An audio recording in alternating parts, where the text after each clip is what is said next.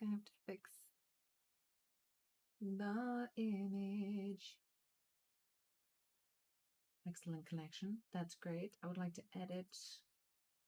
Do I have a picture? None. Thumbnail. Upload thumbnail. I thought I uploaded, but I don't think I did. Hello, it is me. How's everybody doing? That's not right. Is that right? Yes, that's right. That should be right. We're uploading a thumbnail. Saving that. Hopefully it's saved adequately. As you can tell, it's called Press Enter. This game is a little bit difficult. You have to press enter a couple of times. Hello, it is me. Hello, sweetie. Everything's fine. Nothing's changed. Everything is exactly the same as it was. It's normal Wednesday. I just started streaming. I haven't seen you guys yet. Hey, hello, Ari. Hi. It's so funny seeing you today. How you doing, man?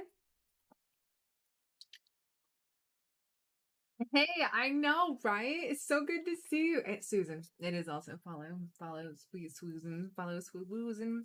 Can you hear me? Hello. Oh my gosh, Greg, it's so cool seeing you here too today. Guess what, guys? We have a very special treat. It is not the Ace Chronicles. Wait, what the hell was that other game even called? Something. There are a couple of lawyer games out there on the streets, and don't get the wrong bootleg one, because the Great Ace Attorney is definitely not Ace Attorney Phoenix Wright. Completely different and infinitely worse, apparently, from what I've heard. We're going to load this content. We're not turning off our computer. Already the music is an improvement to something I didn't just play, and then completely get rid of. You're very bored? You're not about to be bored in a second. Turn down the music a little bit. Oh my gosh. See, this has background music options. Oh, completely off. That is a very loud sound effect. How is the sound, guys? Sound good? Respectable source for sure. Text skip. Full auto skip. Single box skip. Off. Let's do... Screen shake is on. My computer is going to just start vibrating. Some serious family stuff is going on with me and the pressure is just weighing on me. I'm sorry, Greg. I want to have a good time today. Don't worry. I hope I didn't make you feel bad. I'm excited. I just literally want to play the good one. I don't want to play the bad one. Once we put these crimesters to jail without bail. Exactly. We're going to have a good time today.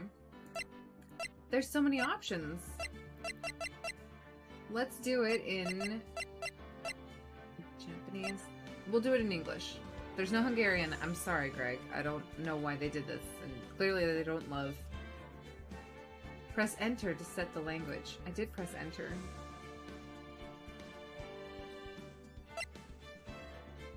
How do I get back? Backspace. Saving content. Good job. I'm ready. Are you guys ready? Traditional Japanese for true vibes. Play this game? Is there an option to play a different game? I want the other option. How do I play? Oh, Justice for All, Ace Attorney, Trials and Tribulations. We're gonna start with Ace Attorney, because you know what? You start out at the top. Episode 1, the first turnabout. Me too. I hope everything improves soon, Greg. There are like 2 games with Hungarian in it. Both of them are because they take place in the Middle Ages, and we kind of ruled everything. That's true. Oh. Play the first turnabout? Yes. I was hoping for it to load, but I don't really think there's a lot of loading in this game. Oh my gosh, we got... There's blood. It's dripping. Gasp! Gasp, gasp! Oh my gosh. Oh, okay. I was about to say, that was terrible. But not really. But this is terrible. Damn it! Why me? I can't get caught. Not like this. I've got to find someone to pin this on. Someone like him. I'll make it look like he did it. Why me, right? August 3rd, 9:47 a.m. District Court, Defendant Lobby number 2. Boy, am I nervous. Right? Oh, what kind? That is not office appropriate. Hiya, Chief. Phew, I'm glad I made it on time. What made you late, Maya? Well, I have to say, Phoenix, I'm impressed. Not everyone takes on a murder trial right off the bat like this. It says a lot about you. And your client as well. Thanks? Actually, it's because I owe him a favor. A favor? You mean you knew the defendant before this case? Yeah. Actually, I kind of owe my current job to him. It's one of the reasons I became an attorney. Well, that's news to me. I want to help him any way I can. I just really want to help him. I owe him that much. I hope he is defending the crazy-haired guy that was in that, like, flashback scene. Not the evil guy with the weird mole in the middle of his forehead. Hey, Miss... Do most Hungarians still feel strongly negatively about the Treaty of Trianon? This is the first game, by the way. The one you played was the first in the timeline. Oh. Aerie talks about killing and YouTube goes blippy. It's true. All Aerie's fault. It's over! My life, everything, it's all over! Is that your client screaming over there? Yeah, it's him. He's like that, don't worry. Death! Despair! He's shaking. When they said screen shake, they were not joking. Can you guys see the screen shake? I want to see if you guys see it. Yeah. Oh no, it's Butts! Butts, it's okay, man! Nick, hey! Hey there, Larry. Oh, it does shake your screen. Dude, I'm so guilty. Tell them I'm guilty. Give me the death sentence. I'm afraid to die. What? What's wrong, Larry? It's all over. I'm finished. Finished. I can't live in a world without her. Oh no. Who took her away from me, Nick? Who did this? Oh, Nick, you gotta tell me. Who took my baby away? The person responsible for your girlfriend's death? The newspapers say it was you. I have to pay attention to the details, guys. I sometimes just read and don't actually ingest any of the stuff that I'm reading. Background a little bit. My name is Phoenix Wright. Here's the story. My first case is a fairly simple one. A young woman was killed in her apartment. The guy they arrested was an unlucky sap dating her. Larry Butts. My best friend since grade school. Our school has a saying, when something smells, it's usually the butts. What did you... Greg, I need you to explain a little bit. What type of game am I playing? This game is ancient and there are no animations besides the sprite art and a lot of screen shake. I love it. It's amazing. YouTube is so sensitive. This game came out around 2005, 2003. In the 23 years I've known him, it's usually been true. He has a knack for getting himself in trouble. One thing I can say, though, it's usually not his fault. He just has terrible luck. Wrong time, wrong place type of guy. But I know better than anyone. He's a good guy at heart. That, and I know him one, which is why I took the case. Clear his name. And that's just what I'm gonna do. Well, the funny thing is I know who did it. Like, that's an interesting tack for, like, a game. August 3rd, 10 a.m. District Court, courtroom number 2. I'm gonna turn this down. It is so loud for me. This is known as Pwat in my sound bar. Just want everybody to know. Phoenix Wright, Ace Attorney. Pwat. Court is now in session for the trial of Mr. Larry Butts. The prosecution is ready, Your Honor. The defense is ready, Your Honor. Ahem. Mr. Wright? This is your first trial, is it not? Yes, Your Honor. I'm a little nervous. Your conduct during this trial will decide the fate of your client. Murder is a serious charge. For your client's sake, I hope you can control your nerves. Thank you, Your Honor. Mr. Wright, given the circumstances, I think we should have a test to ascertain your readiness. I am not ready. What do you mean ascertain my readiness? In the tutorial, they show you who is the killer. In the tutorial, it's more about finding out how you can prove who is guilty. Do I need to prove that the killer is guilty, or do I need to prove that my client is innocent? Because I am a defendant of my client. I can't, this is the case for the client's, like, you know, whether or not he's guilty. So I can't, am I supposed to also prove not just that my client's guilty, innocent, but the other guy's guilty? Or is it kind of like one and the same? I think we should have a test of your, ascertain your readiness. Yes, Your Honor. Good. Hands shaking, eyesight fading. The test will consist of a few simple questions. Answer them clearly and concisely. Please state the name of the defendant in this case. It's definitely Larry Butts. The defendant? Well, that's Larry Butts, Your Honor. Good job. You know who Larry Butts is? Oh yeah, I do. I know who Larry Butts is. The judge stole my beard look. Oh wait, Tony, do you have a fantastic beard? Bearded Mr. Clean is the judge here. That is quite fabulous. In Phoenix Wright, it's always proving innocence by proving someone else's guilt. Oh, wow. That is an interesting... I wonder if that's how they actually do it in Japan, because that is not how we do it in America, I'll tell you that much. Correct. Sorry, 1 second.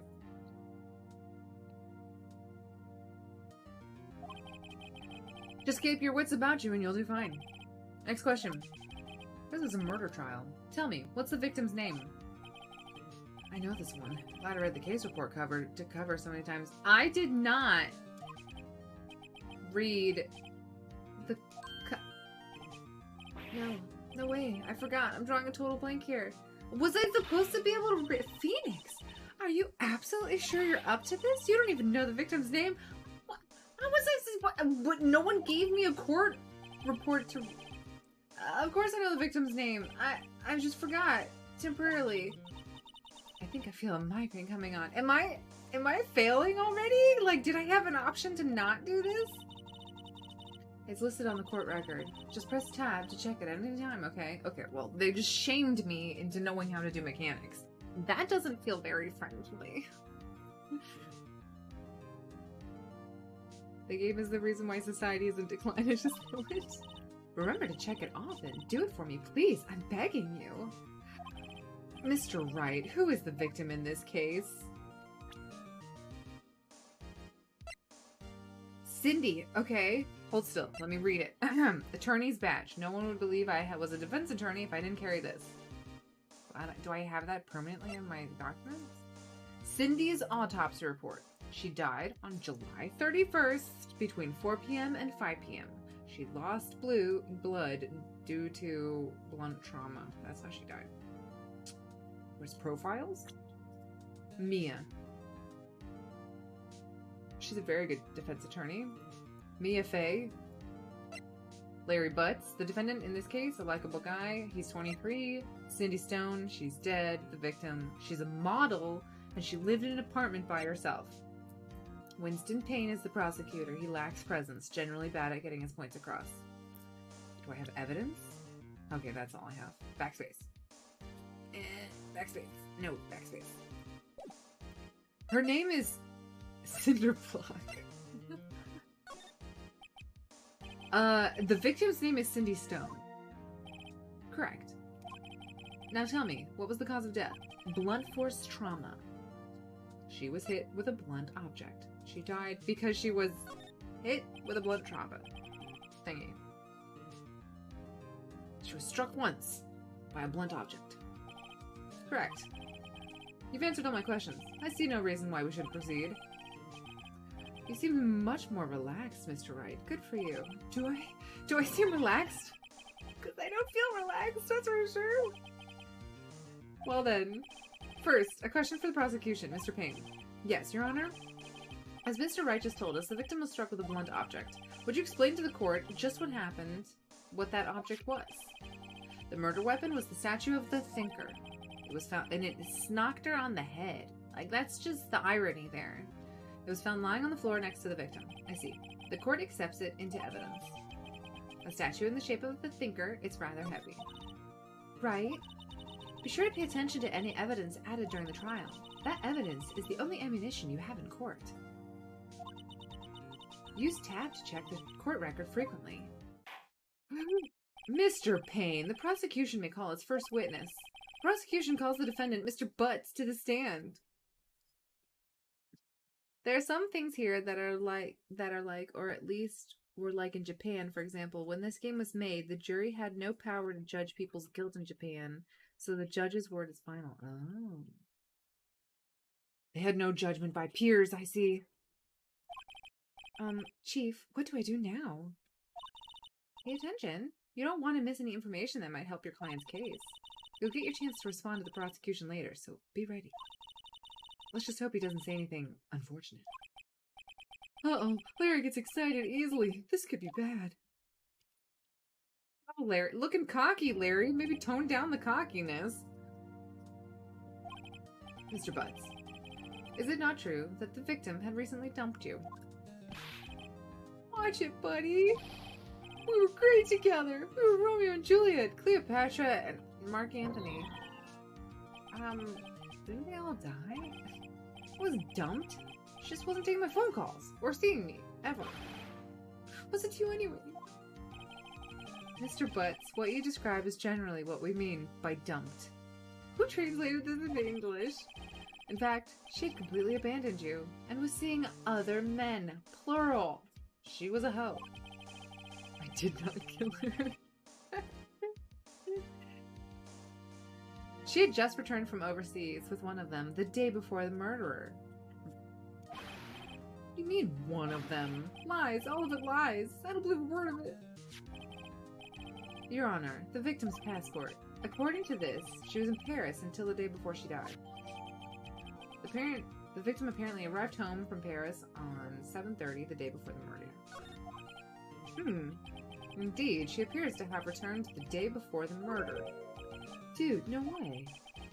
The victim was a model, but did not have a large income. It appears that she had several sugar daddies. Daddies? Sugar? Yes, older men who gave her money and gifts. So salacious. She took their money and used it to support her lifestyle. Dude! We can clearly see what kind of woman this Mrs. Stone was. Tell me, Mr. Butts, what do you think of her now? Right? I don't think you want him to answer that question. Yeah, Larry has a way of running his mouth in all the wrong directions. Should I stop him from answering? Objection! My client had no idea the victim was seeing other men. That question is irrelevant to this case. Dude, Nick, what do you mean irrelevant? That cheating she-dog. I'm gonna die. I'm just gonna drop dead. Oh my gosh. Yeah, and when I meet her in the afterlife, I'm gonna get to the bottom of this.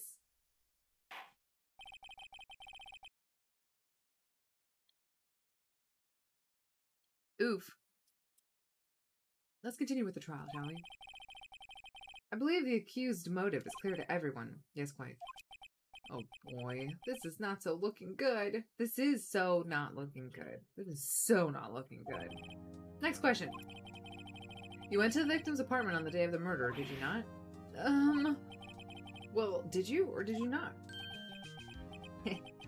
Well, maybe I did and maybe I didn't. But you're the worst! Oh, he went. What do we do? I know.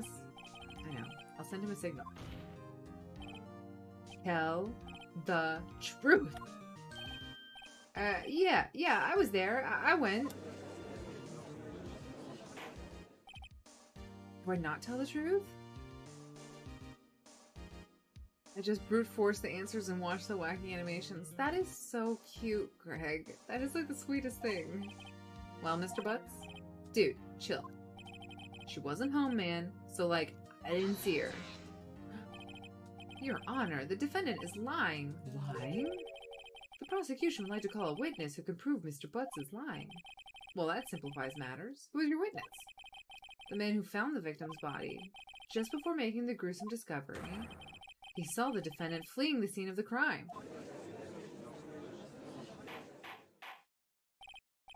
Order! Order in the court!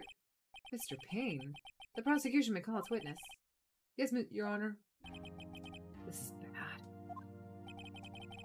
On the day of the murder, my witness was selling newspapers to the victim's building. Please bring Mr. Frank Sawit to the stand. Frank Sawit? Ooh. Mr. Sawit, you sell newspaper subscriptions. Is this correct? Oh, yes. Newspapers. Yes. Mr. Sawit, you may proceed with your testimony. Please tell the court what you saw on the day of the murder. Witness testimony. Witness's account. I was going door to door, selling subscriptions, when I saw a man fleeing an apartment. I thought he must be in a hurry because he left the door half open behind him. Thinking it strange, I looked inside the apartment when I saw her lying there, a woman, not moving, dead. I quailed in fright and found myself unable to go inside. I thought to call the police immediately, however the phone in her apartment wasn't working. I went to a nearby park and found a public phone. I remember the time exactly. It was 1 p.m. The man who ran was without a doubt the defendant sitting right over there. Oh, 1 p.m., but didn't the thing say that she died later? Larry, why did you tell the truth? I can't defend you against a testimony like that. Incidentally, why wasn't the phone in the victim's apartment working? Your Honor, at the time of the murder, there was a blackout in the building. Aren't phones supposed to work during a blackout? Yes, Your Honor. However, some cordless phones do not function normally. The phone that Mr. Sawit used was one of those.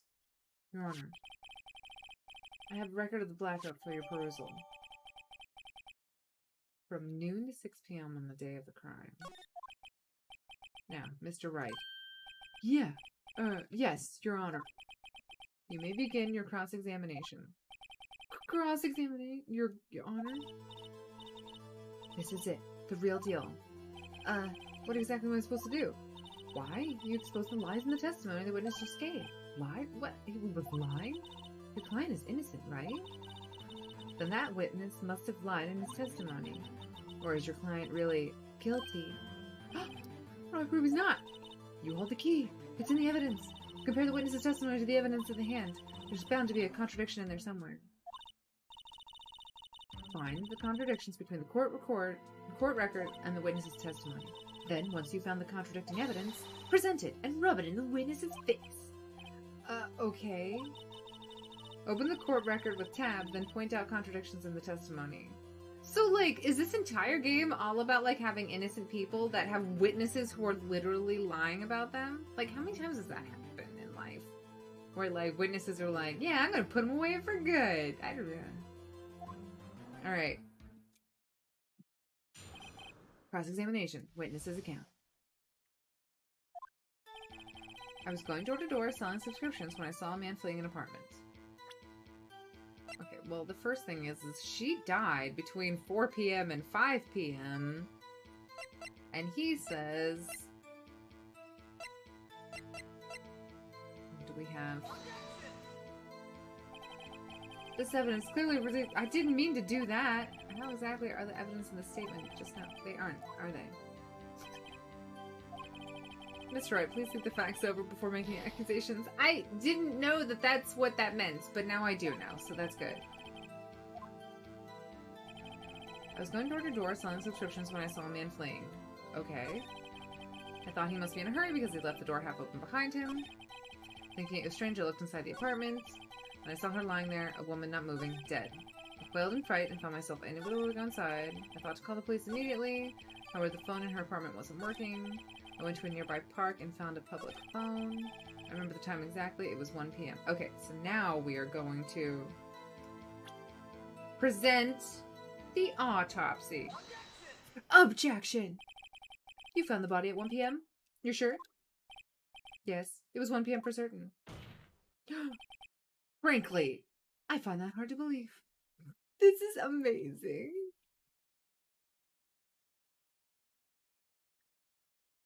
So Mr. Butts sure is quirky.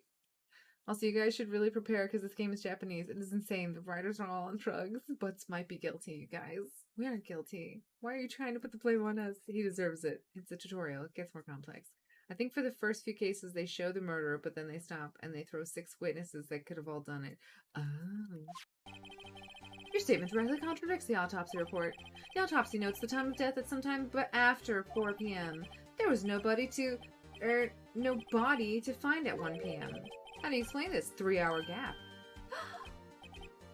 But, like, did he call at 1 p.m.? And that doesn't make any sense from, like, a time standpoint, right? He called in the death before it actually happened. Like, did he find the body at 1 p.m. and then wait until 7 to call the police? Like, that makes no sense, right?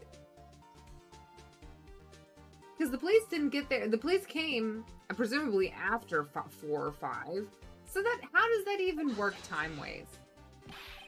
This is trivial. The witness merely forgot the time. After his testimony, I find that hard to believe. Mr. Sawit, why were you so certain that you found the body at 1 p.m.? Hi, gee, that's a really good question. Great job, Wright. Way to put him on the spot. That's all you have to do. Point out contradictions. Lies always beget more lies. See through one, and their whole story falls apart. Did I win? Oh, wait, never mind.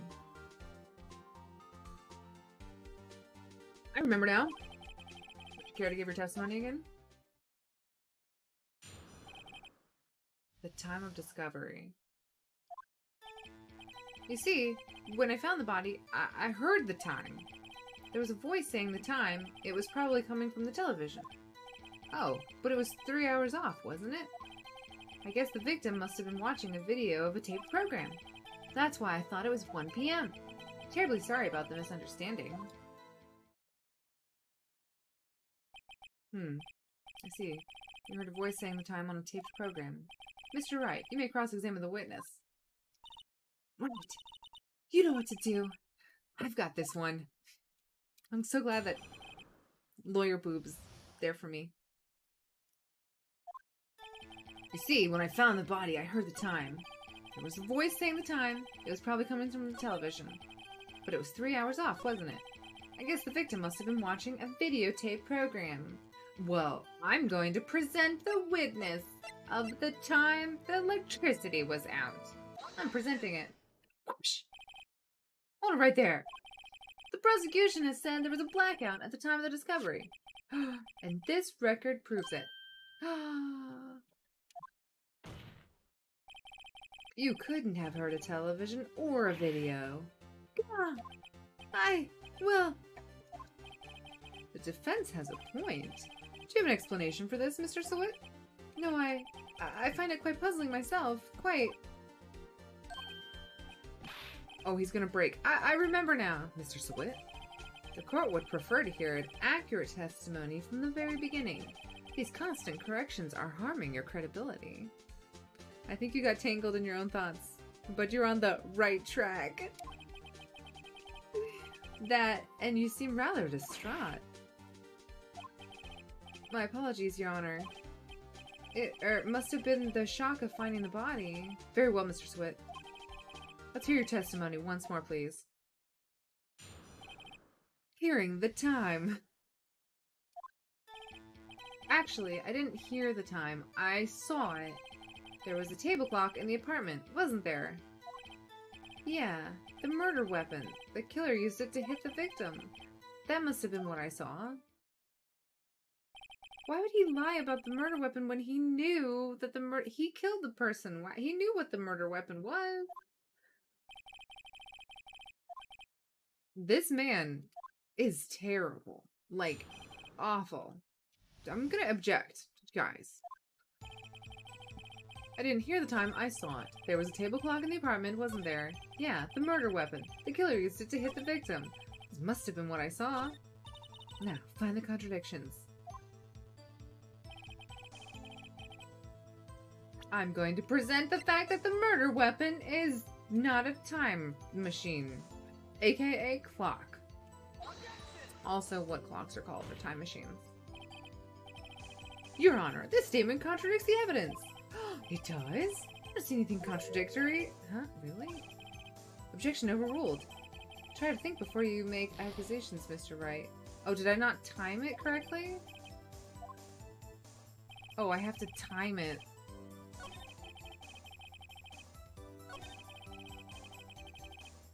Okay, well, now I would like to present it. No! Oh! Damn it.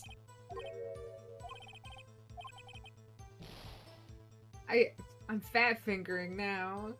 Man, you gotta be careful in this game. The murder weapon. The killer used it to hit the victim. Present is tab. Move over. Present this. Wait just a moment. Man, timing is everything in a court of order, or law. The murder weapon wasn't a clock, it was the statue. Now how is this supposed to be a clock? You, with your objections and your evidence. Just who do you think you are? Just answer the question, Mr. Sweat.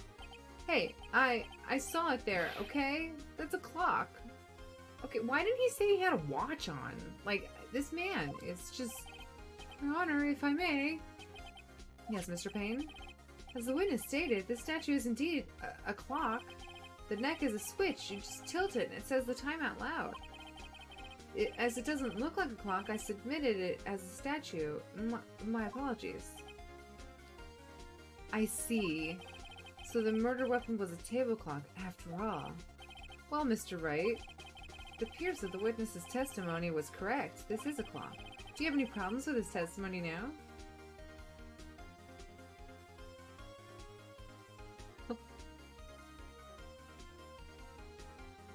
If Ace is turning tradition to present your badge at least once to everybody. I do have problems with his testimony. There's a gaping hole in the witness's testimony. The only way he could have known the weapon was a clock is to hold it in his hand. Yet the witness testifies that he never entered the apartment. Clearly a contradiction. Indeed. The witness knew it was a clock because he went into the apartment. You were inside the apartment on the day of the murder! Oh yeah? Prove it! Prove I went in there! I'll do better than that. I can prove you were the one who killed her. You struck her with the clock, and the shock of the blow triggered the clock's voice. That was the sound you heard. It's an interesting statue clock. Order in the court. Intriguing. Please continue, Mr. Wright. Yeah, Your Honor. What? Mr. Sweat. The sound must have left quite an impression on you. Understandable, since the murder weapon spoke just as you hit the victim. That voice was burned into your mind. That's why you were so certain about the time. What's the meaning of this? This is all baseless conjecture. Baseless? Just look at the witness's face.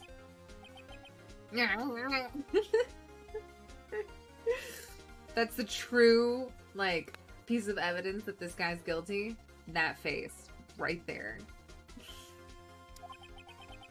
Would the witness care to elaborate? Did you strike the victim with the clock? Would you like to incriminate yourself? The day I never... Look, the clock, I heard, no, I mean, I saw... He's... Shut up, shut up, shut up, shut up. I hate you. It was him, I tell you. I saw him. He killed her and he should burn, give him death. Order. Order in the court, I say. Your Honor, a moment, please. There's a shred of evidence supporting the defense's claims. Mr. Wright. Your Honor, you claim the sound the witness heard came from the clock. Do you have any evidence? The whole case is riding on this. I'd better think it through carefully.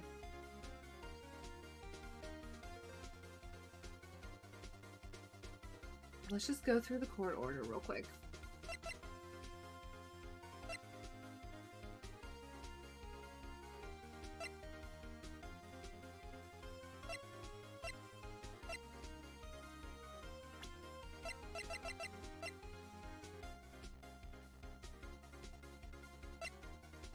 Generally bad at getting his point across. She lived in an apartment by herself.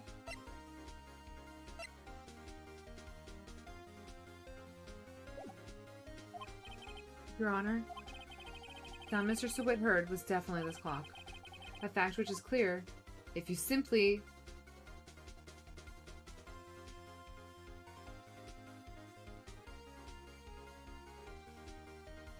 try sounding the clock. Yeah.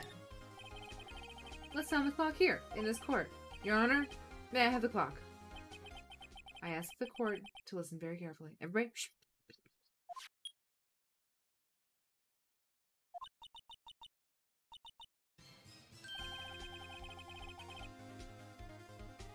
That certainly is a strange way to announce the time. Well, he is the thinker, after all. So we've heard the clock. What are your conclusions, Mr. Wright? Mr. Payne, can you tell me what time it is now? It's 11:28 or 25. Ah! The clock is 3 hours off. So it actually went off at 4. Precisely the discrepancy between what Mr. Sewit heard and the actual time of death. So, Mr. Sewit, try to talk your way out of this one.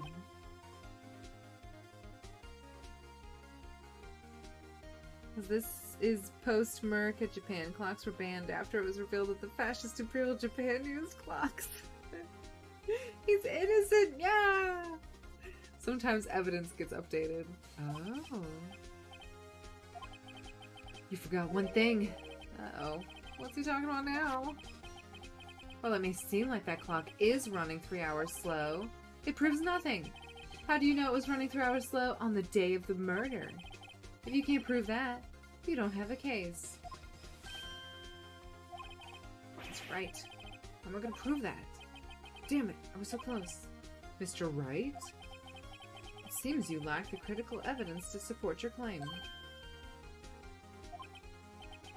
Yes, Your Honor. This means I cannot let you indict the witness. Unfortunately, this ends the cross-examination of Mr. Frank Sewit. I come all the way down here to testify, and look what happens. Did I lose? You treat me like a criminal. A criminal? Your lawyers are all slime. Grr, almost had him. Sorry, Larry. I failed you. There's nothing I can do about it now. Did I really fail? Oh, gosh. Thank goodness for Mia. I mean,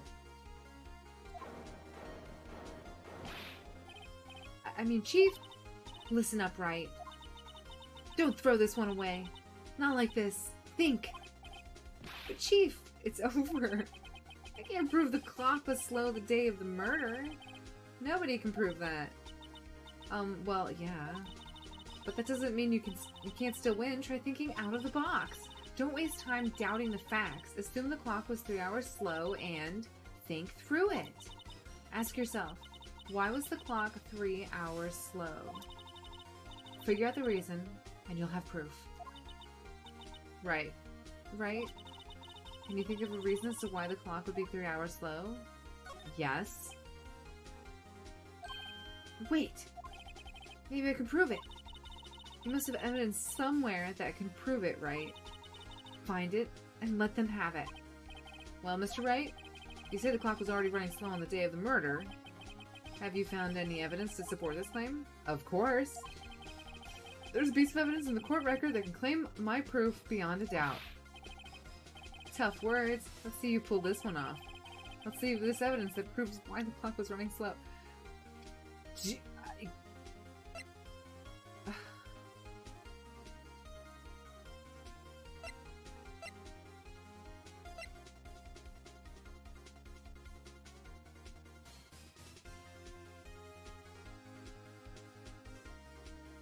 I mean, it could be her passport. Did she buy it in Italy or wherever the thinker is?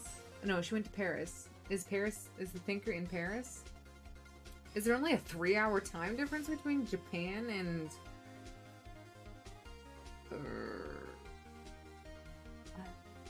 I only have one shot at this. Don't worry about losing. It'll be extremely obvious if you do. I have to present this. This is literally the only thing left I have. The victim had just returned home from abroad the day before the murder.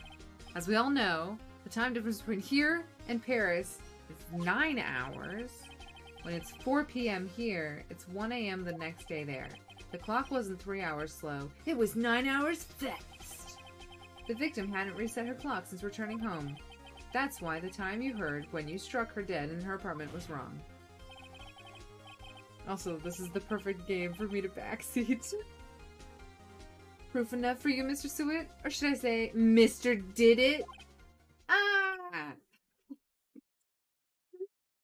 Oh my gosh, he's frothing.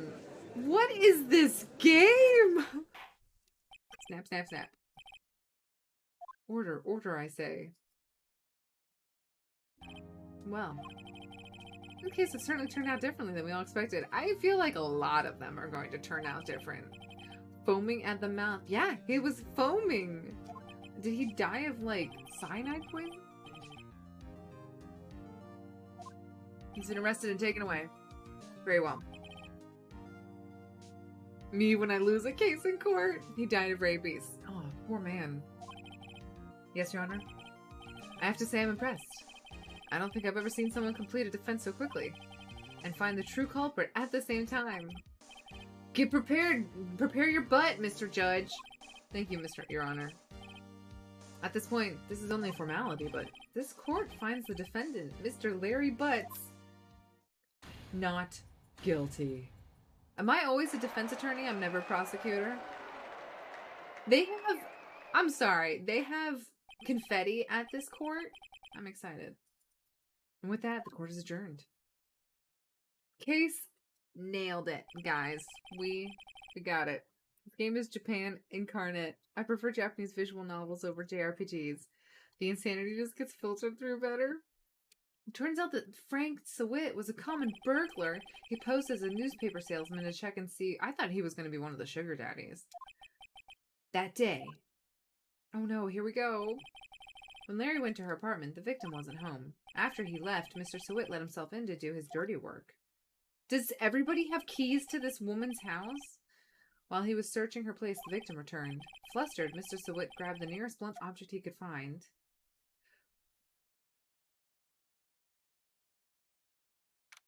And ended Cindy Block's life. Stone? August 3rd. District Court. Defendant Lobby number 2. Whew! I still can't believe we won. Right? Good job in there. Congratulations. Thanks, Chief. I owe it all to you. Not at all. Look at you. You fought your own battle in there. It's been a while since I've seen a trial end on such a satisfying note. I've never seen the Chief looking this happy. If she's this glad, imagine how Larry must feel. Why? I love Larry. Larry is my favorite. Larry had, and you know the saying, when it smells, it's usually the puts. My life is over. Larry, you're supposed to be happy. What's wrong now? Aw, Nick. Don't worry about me. I'll be dead and gone soon. Good, wait, no, I mean, bad. Bad, bad, bad. Larry, you're innocent. The case is closed. But my Cindy Windy's gone, man. Gone forever. Larry, she was a... Never mind. Congratulations, Harry. Harry? Yes, you. I can practically see the headlines now. Harry Butts, innocent. Gosh, the pun.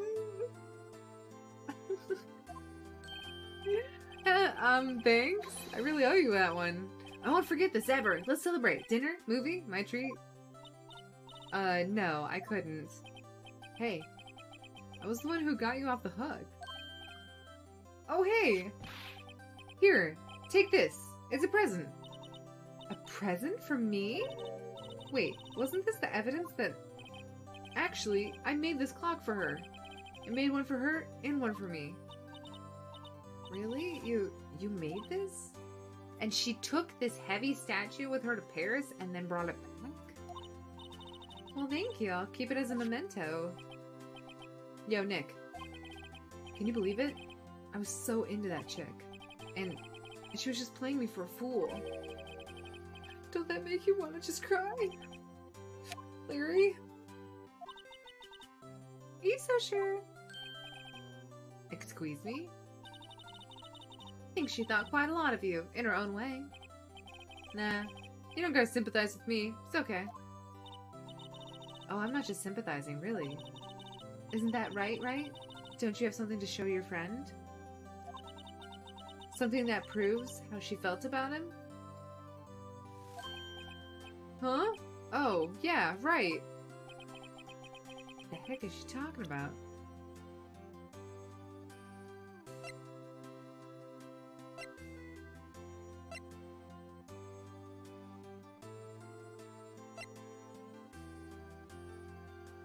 I mean,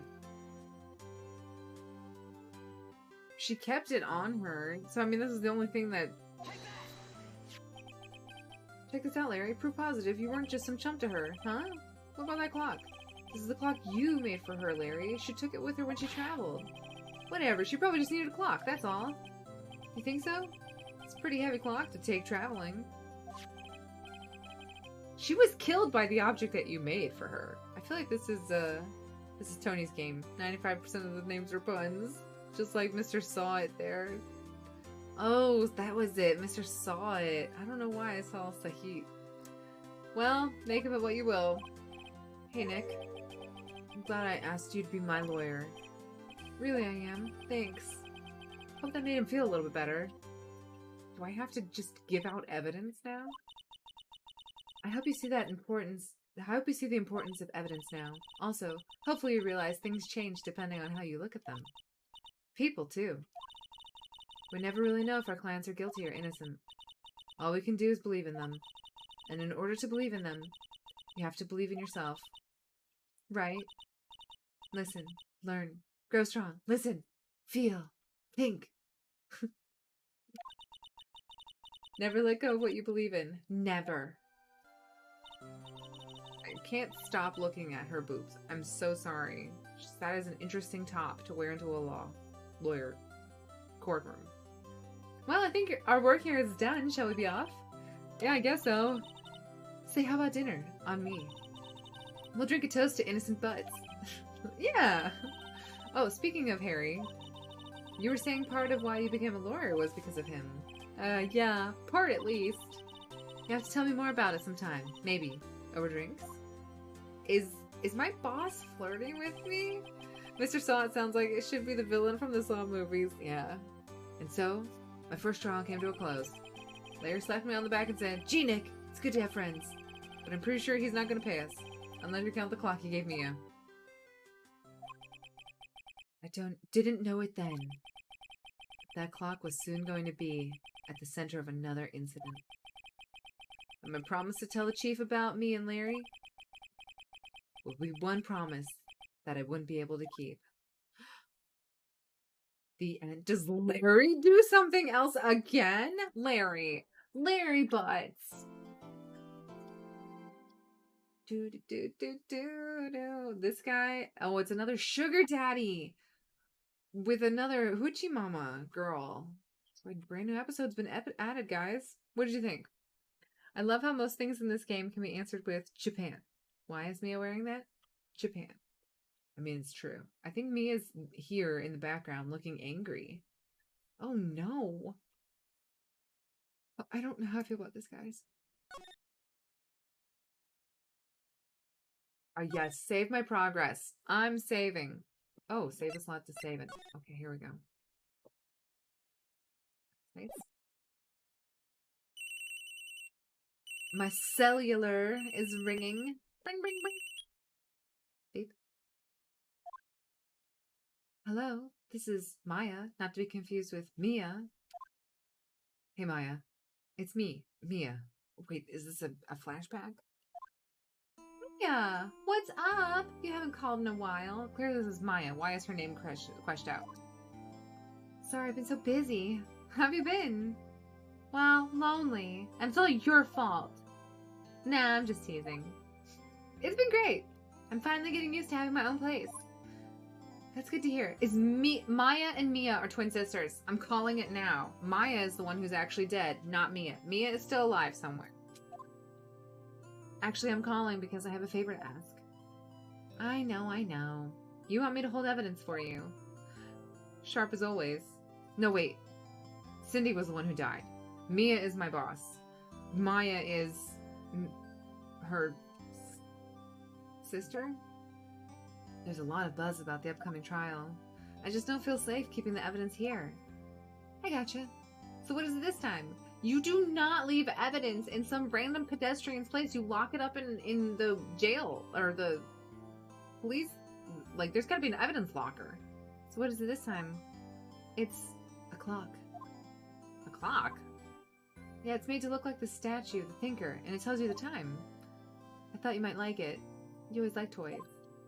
Hey, I'm not a little girl anymore, sis. It is her sister. Why are you blanking out her name? We know her name is Maya. And Mia. Now, you only know I'm teasing. I should probably tell you, the clock isn't talking right now. Huh? It's not working? That's lame. I had to take the clockwork out. I'm sorry. I put some papers inside it instead. Papers? Is that the evidence then? Well, there's a possibility that it might turn out that way, yes. Can you come by the office tonight, say 9 p.m. to pick it up? I'll be in a pre-trial meeting until then. Okay, sis, but I expect dinner, something good. Like, burgers. I could really go for a good burger. Okay, me and Maya are best friends now. I miss her lock. Me too, Aries. Okay. We'll hit the usual joint. Alright, it's a deal. Okay, sis. See you soon. Yeah, I'll be waiting, Maya. Conversation recorded September 5th, 9:27 a.m.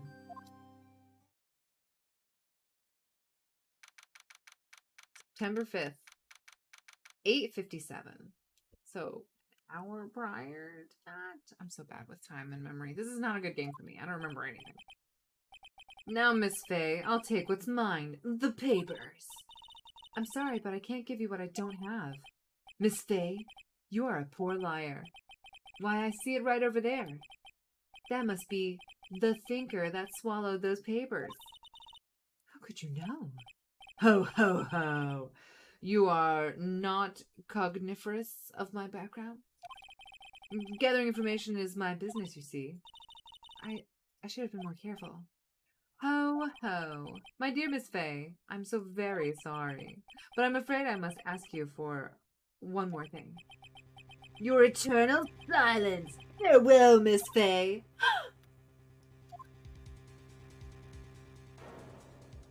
Oh my gosh, someone killed her with it again? Oh no. Not Mr. Fancy Pink Hair. Well, you lost Pink Sherlock, but you gained this guy. Red, white, and blue. I'm sorry, you do not disgrace the colors of my flag by just shouting its colors. September 5th, 9:08 p.m. The law offices. The sister Maya shows up. Hey, sis! Oh, wait, I'm late. Huh, that's strange. Guess the chief left without me. She said her sister was coming over, so we should all go out for dinner. What's that smell? It smells like... dinner? Blood! Maya! Maybe she's in her office. What is the difference between examine and move? I'll examine. Oh, what am I examining? Back?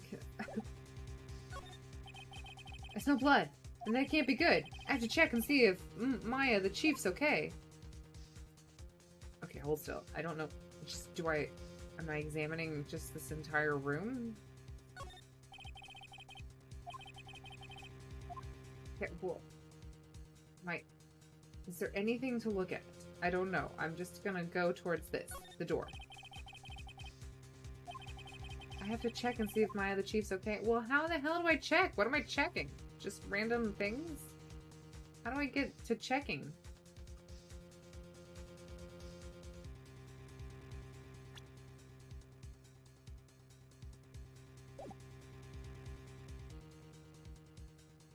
What am I checking? Backspace. I'm going to move. Okay, sorry. Alrighty, here we go. Her computer office is a mess. That smell. Blood. Someone's there. Did we lose Lawyer Boobs already? Chief. Chief. Chief! She has the same necklace. The obsession with burgers was put there unironically to appeal to the American masses. It really adds to the relatability. It does. I think the game is trying to tell you to go and see Maya's office. That might just be me, though. Who are you? Oh my gosh, did she faint too? She looks really sad for a second. The strange girl dropped out cold. I left her lying on the office sofa. I went back to the chief where she lay under the window. And am I gonna be accused? Oh, her body was still warm. I could feel it when I held her shoulder. Then all too quickly, it began to fade. Until finally, she was cold. Within the touch of my hands? Chief! Let's examine. We are examining... Oh, okay. It lights up yellow if it's something. Let's just examine this and this. We need to examine... It's hard seeing her like this, but if there are any clues here, she was struck on the head with a blunt object. She probably died instantly. The thinker is lying next to her. Must have been a murder weapon.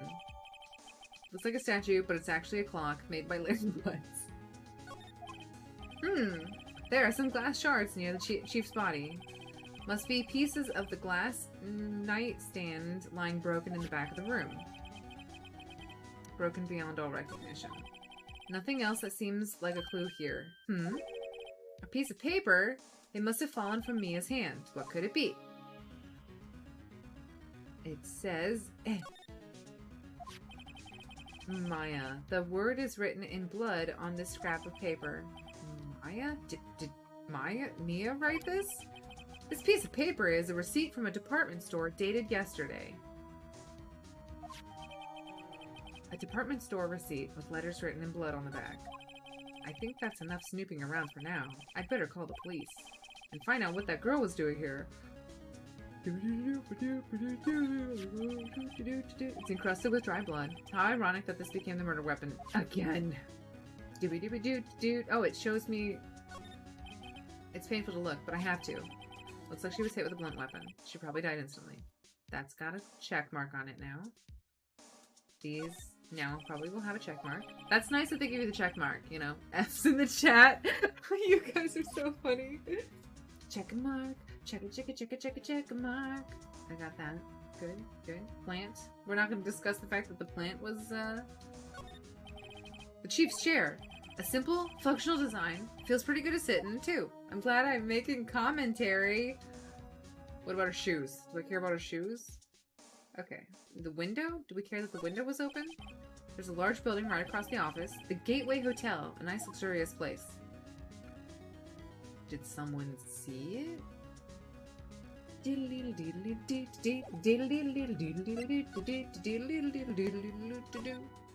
go check out.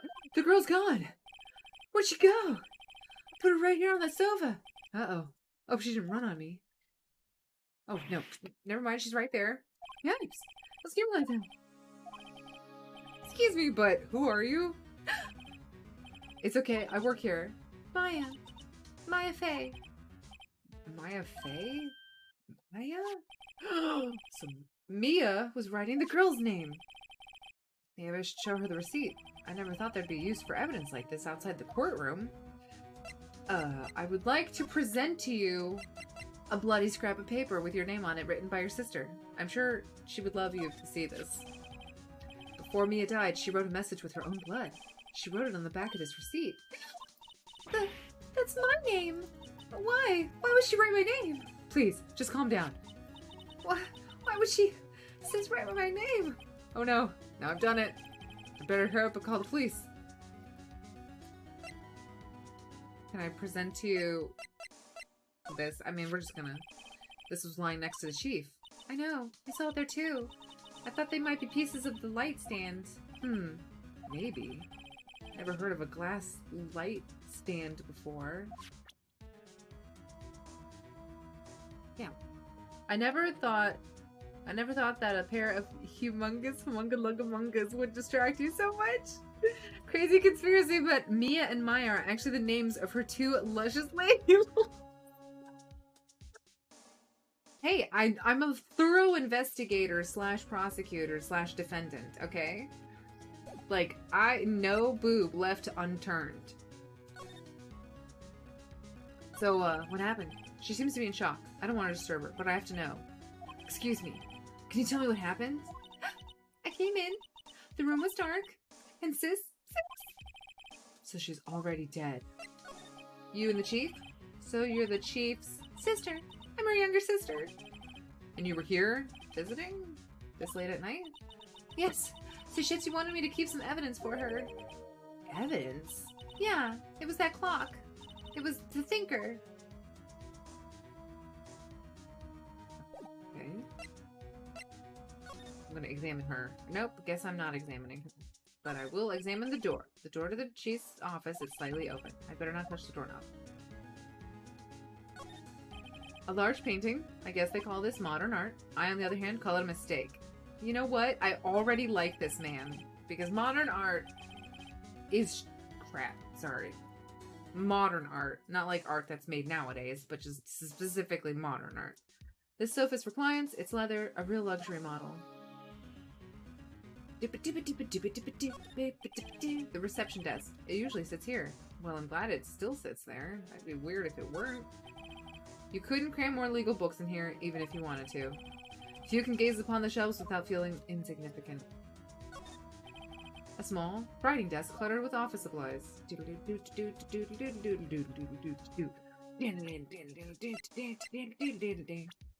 We've got a little sister found over the body crying.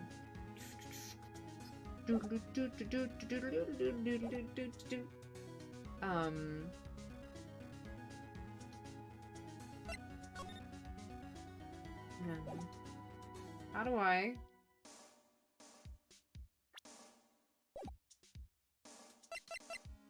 Am I gonna present this? About the thinker. The thinker? That was my sis. Probably shouldn't have asked her about the murder weapon. Okay, well.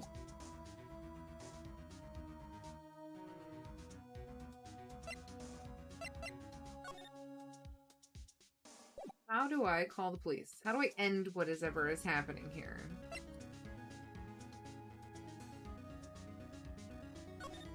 Can I go back into the office and use the phone? Oh. Okay, this is... There's the phone. Okay. The Fey Court ledger book. Everything is written in the chief's ultra neat handwriting. It's a small office, but it makes a good bit of money. I'm gonna use the phone to call in a second, but I have to make sure. Ting Ting! The Ting Tings told me that's not my name. That's not my name! That's not my name. Modern art has its place, but I too have opinions about it. You must be joking! Modern art is a bomb! It's so easy to launder money with the invention of modern art. True. Or rather, contemporary art, which is garbo. True. She was never really good with machines. About all she used this PC for was email. I'm back in ye olden days. Other than email. I mean, people just played games on it, right? Maybe did some Excel sheets. She picked up this ancient model at some garage sale for practically nothing. What was an ancient model in 2003? I'm really curious. Why does that feel so long ago and yet not? This is where she filled her case records and filings, blah blah blah. That's on the ground. Is this a piece of paper that I need? No, there's an ashtray. No one's in it. No, wait, hold still. Blah blah blah. Don't need this. Thank you very much. I want this one. The plant. A perfectly normal office desk. The chief had a very particular policy about office decor. Spend big on stuff the clients use, but keep your own stuff simple. That lady ran a tight ship. Trash can? Anything in the trash can? No. Okay, we're gonna call the police. Right. I'd better call the police. That's funny. A few of the screws on the receiver are missing. Looks like someone was halfway through taking it apart. Police! Please come quick! that? Someone screaming from outside the window. She's staring right at me. She's holding a phone in her hand. Oh, this woman's gonna accuse me of murder.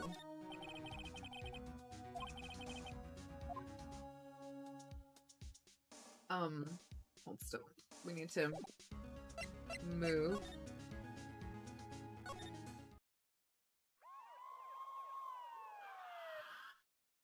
Here we go. Minesweeper. Wait, GOTY 2003. Game of the Year 2003. Minesweeper. You know it. The police! Sounds like they're coming this way. Freeze! Police! Oh, who is this studly man who still has stubble yet has a shaving patch? Alright, I'm Detective Dick Gumshoe. See? Gumshoe, what an odd name. We received a report from the building across the way, see? Got a person saying they saw a murder. It must have been that woman I saw. Anyway, Greg, did you literally suggest another game who only uses anyway as the beginning of a sentence? Minesweeper is the bomb. I see what you did there, Greg. I'm still unhappy about this development. I don't want either of you moving 1 inch. Great. Just great.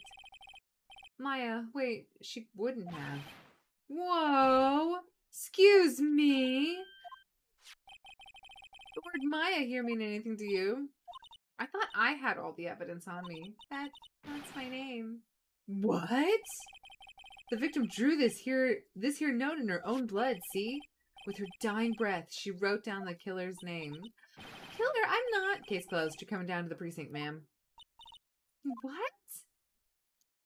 Doodle-doo-doo-doo-doodle-doodle-doodle-doo. Gumshoe will become your favorite character. You can forgive him. I'll be the judge of that. He can assault me any day. I think. Ari! Maya's younger sister, Mia, was arrested on the spot. I was taken in for questioning and didn't get out until the next morning. My eyes were heavy, but I couldn't sleep. I sat around waiting for visiting hours to begin at the detention center. I had to talk to Maya as soon as possible. September 6th, 9 a.m. Detention center, visitor's room. Wow, they have poor Maya locked up like a criminal. Yeah, because she's the chief suspect. It's you, the lawyer. Good morning. Good morning. She looks so tired. Are you going to be my attorney? Well, that's what I wanted to talk to you about. It's up to you. I'll always give my clients a choice. I better give it to her straight. It's up to you. Up to me? Yeah, I don't think this is something I should decide. After all, you're the one in trouble here. Oh my gosh! They're never gonna believe me, are they? Even you, when you found me in the office, you looked at me like I had done it. Did I look at her like that? I was just distracted by the dead boobs. I'm sorry. Oh no, I never thought. It's okay, I understand. And I've also heard about you. Heard? What? I like how her demeanor changed. She's like, accused for the murder of my dead sister. Hey.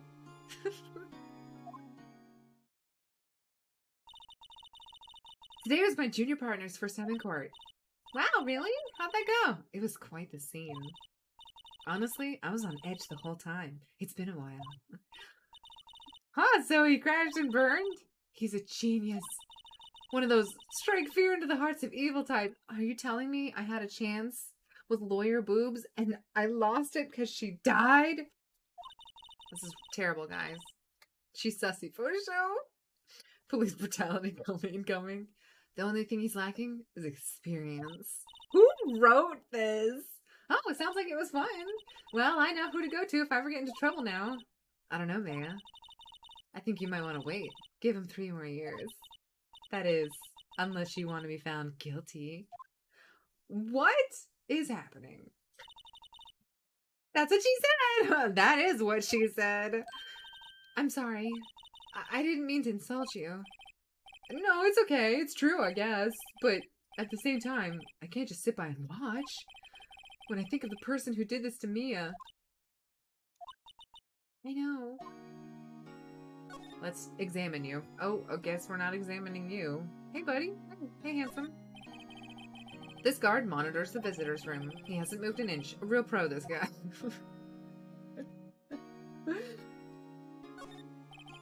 Smile for the camera.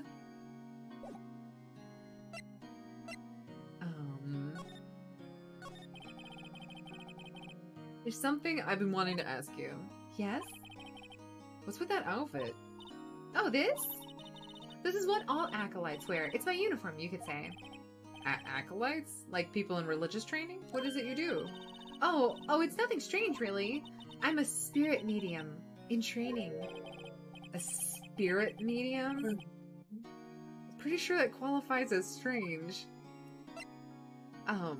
Let's continue with the spirit mediums. So you're an acolyte, a medium in training. That's right.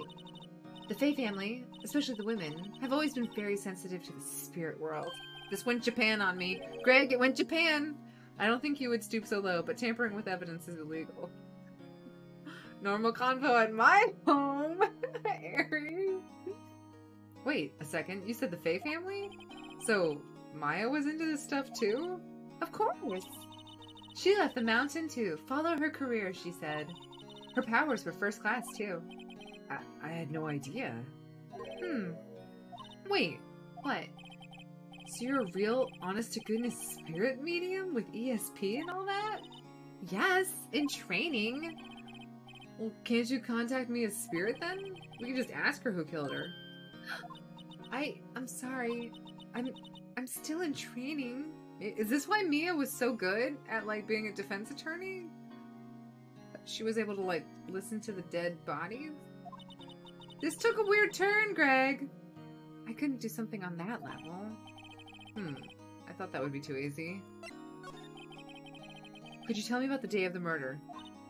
Yes! Let's see. That morning, I got a call from my sister. She wanted me to hold on to a piece of evidence for an upcoming trial. Evidence? Yes, that clock shaped like the Thinker. The one Larry made. How could it have been evidence in a case?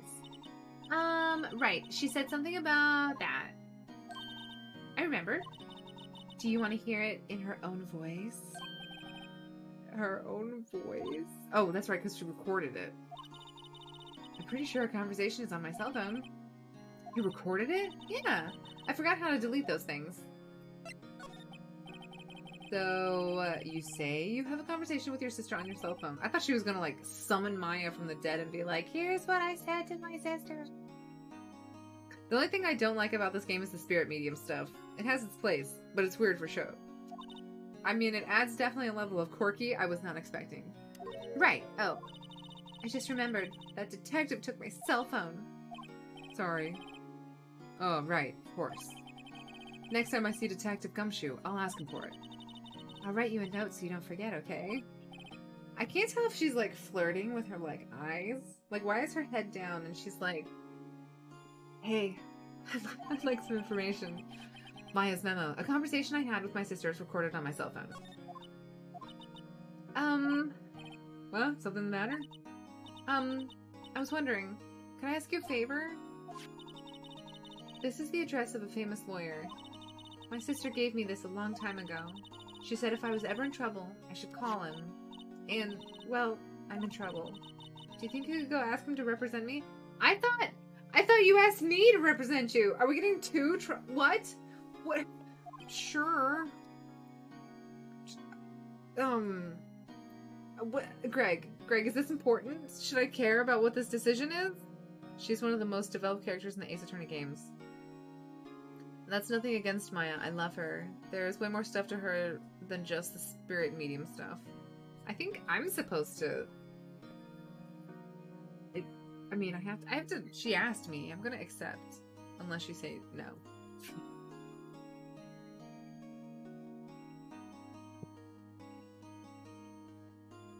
I don't know why. I'm very cautious about this decision, Greg. Does it matter? You do you. Oh, damn it, Greg! Fine, I'll help her out. She's looking at me. She's looking at me with sad eyes. Sure, why not? I'll go ask. Thank you so much! I have no one else to turn to. Say, what about your parents? The dead medium Fae family is known for its tragedy, and particularly the loss of my parents. I see. Don't worry. Leave it to me. Thank you. The trial's tomorrow at 10? Tomorrow? Tomorrow? What if this guy refuses? They told me that if I don't find one, the state will pick an attorney to defend me. When will that happen? They're giving me until about 4 a.m. this afternoon. The visiting hours are almost up. I'd better hurry. Right, I'll be back. Oh, sorry. Could you tell me about the day of the murder? Sorry, I know it must be hard. No, it's okay. All I've been doing the last few hours is talking about it. I kind of gotten used to it. Let's see. That morning, I got a call from my sister. She wanted me to hold on to a piece of evidence for her upcoming trial. That's the thinker clock. It's practically qualified as a serial murderer by now. So then, when did you arrive at the office? It was right around 9. The lights were off and I could smell blood. Then I found her, my sister. Thanks, Maya. That's all I need to hear for now. Alright, so we cleared out all of the check marks. I volunteered Greg to represent her. I think Greg could do a good job. If you need some external music recommendations, let me know. It's Monday after all. It is Monday. I already represented her in my own playthrough, but I can be Follow's new bench warmer because Maya's busy. I know, Maya's busy. What do you mean Maya's busy? Maya's dead now. Can't believe it. We lost her.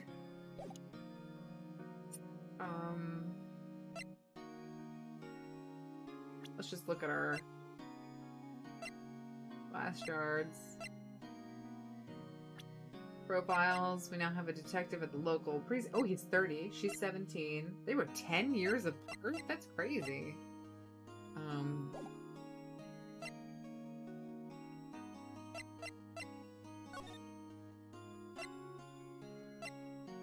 Oh, okay. This is me going to September 6th, Gosberg Law Offices. According to the receptionist, the big boss is out. She couldn't say when he'd be back. It must be hard to keep track of everything when you're a famous lawyer. Not to mention, run an office like this. I guess I'll just have to come back later.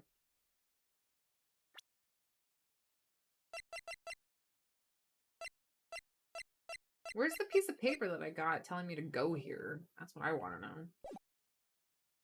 Yeah, let's examine his amazingly luxurious home.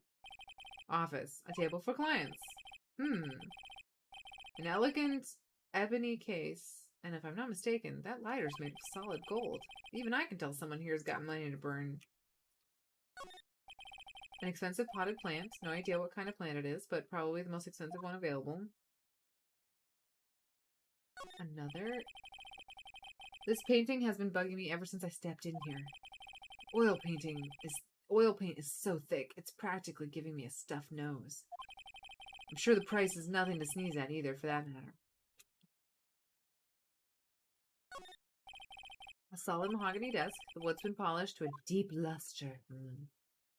Love a good luster. Expensive-looking mahogany bookshelf filled with expensive-looking books. Funny. They don't look like they've ever been read.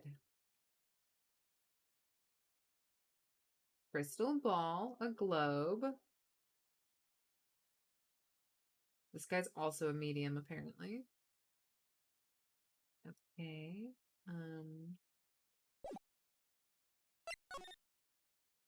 I guess I'll go to my law offices. That painting is tragic. It's horrible, actually. I'm willing to be the Deus Ex Machina on the stream, but I would like to interfere as little as I can. Okay, well, I appreciate that. The office is filled with police officers. They're all busily searching for clues. Hey, you there! This is a crime scene, pal. No trespassing. Oh, sorry. Didn't I know you from somewhere? Wait, you're that Butts guy, aren't you? No. Phoenix Wright. How could anybody mistake me for Larry? Guess I got the name wrong. Mr. Wright. Sorry about that. That Butts guy. He was a killer. And you're no killer, right? He was proven innocent, right. And you were Detective Suede Shoes. Gumshoe, wasn't it? Dick Gumshoe? Dick. Right, at your service. Hang on. That's Detective Gumshoe to you, pal. Anyway, Greg? Get the name right. And don't go calling me Dick. Hey, Dick, get over here. Yes, sir. Be right there. You're a lawyer, right, pal? If you got business here, you'd better do it quick. He thinks I'm Maya's lawyer. Can I present to you this? I was wondering, did you see Maya's cell phone? Oh, that? I have that. Do you think you could give it back? Sure. I mean, wait a second, pal. Tricky lawyer. Uh-oh, he's on to me. I tell him to it straight. If I tell him why I want it, there's no way he'll give it to me. Something the matter? No, it's just, you know, detective.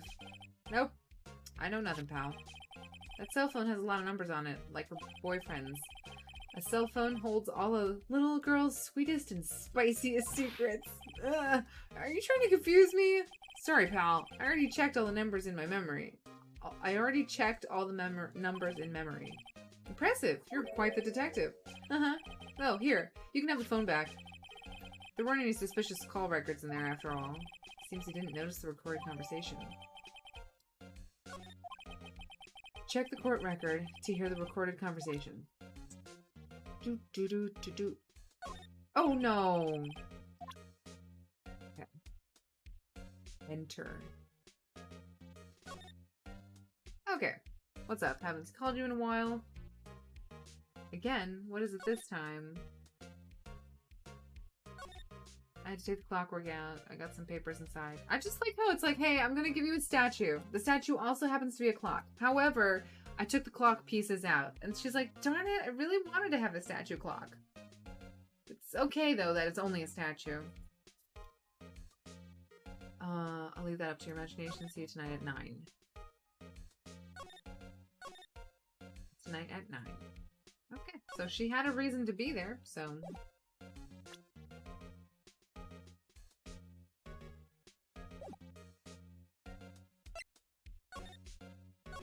Mia. Well, Maya is little, and Mia is not little. Miss Faye, did you do an autopsy? You want to know the results? Now, don't you look at me like that, pal. It's no use. She might have been your boss, but that doesn't mean you get any special treatment. Alright. You can see the report, but that's all. Death was instantaneous, single blunt force trauma. Oh. Time of death, 9/5 at 9 p.m. About Maya. Yeah, I'm looking forward to the trial. Sorry, pal, but this is one trial you aren't gonna win. Why do you say that? The city's put Prosecutor Edgeworth on the prosecution. Edgeworth? I'm sure you know that. That means you being a lawyer and all. I'm sure you know what that means, you being a lawyer and all. I guess I've asked all the questions I need to. You all done, pal? Yeah, thank you. I'm heading out now. Oh, wait. One more thing I wanted to mention to you. I don't suppose you're planning on talking to that witness. Anyway, you'd better not. No influencing the witness with your lawyerly ways, pal. Oh. Oh! Sorry, babe. Ah, his feet are kind of sticking out, so I accidentally knocked him. Maya's built like the Boba Queen. This girl also is enjoying a nice, juicy set. I had completely forgotten about her. The witness? Yeah, Miss April May. I'm sorry about this, but I can't tell you anything about her. Well, you just told me her name. Miss May, huh? So you've sent her home already today, then? You're trying to lawyerly tricks on me now. She's not to go outside her room until the trial. So she's still in the hotel across the way. I guess I should know better than to try to get a detective to leak information. You got that right, pal. Time to pay a visit to Miss May. Prosecutor Edgeworth? That's right, pal. Mr. Miles Edgeworth himself. Wait, you do know him, don't you? Of course I do. I know him. He's a feared prosecutor. He doesn't feel pain. He doesn't feel remorse. He won't stop until he gets his guilty verdict. Aw, don't talk about him that way. You make him barely sound human. Still, I'm afraid this pretty much decides the case. So Edgeworth is on this one. He hasn't lost a case since he became a prosecutor at the incredibly young age of 20. Of course, there are rumors of back alley deals and forged evidence. He's the guy that killed Maya, I bet. Mrs. Pink is delivering pleasant retorts. Gumshoe's so bad at his job. He is terrible, but you're right. I am beginning to love him. I never imagined I'd be facing him so soon. Okay, well...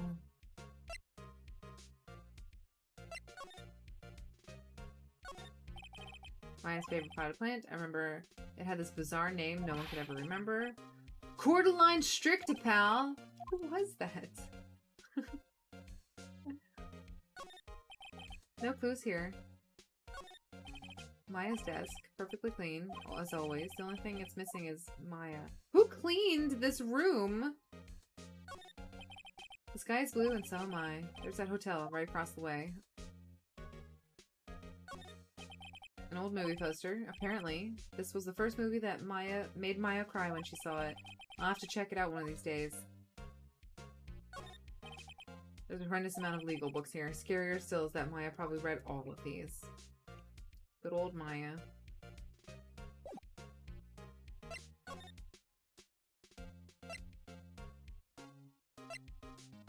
Time to go to the Gatewater Hotel. September 6th, Gatewater Hotel. Room 303. Why am I doing all of this investigation? Hello there, handsome! Why is she holding her hands like this? Also, why is it cute when she does it? And then when I do it, I'm like,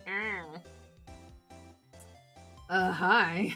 Smooth, right? Real smooth. You're the lawyer, aren't you? The detective told me.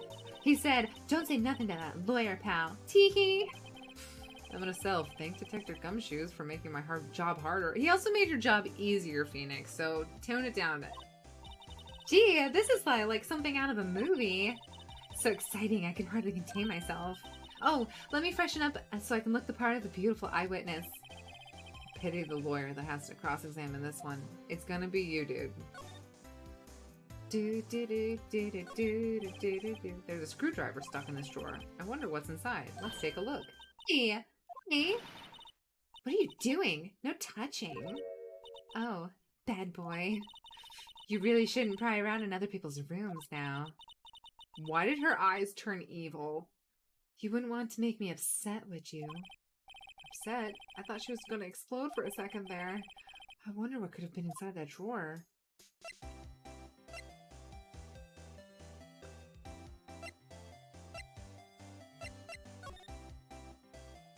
Can I look at your flowers at least?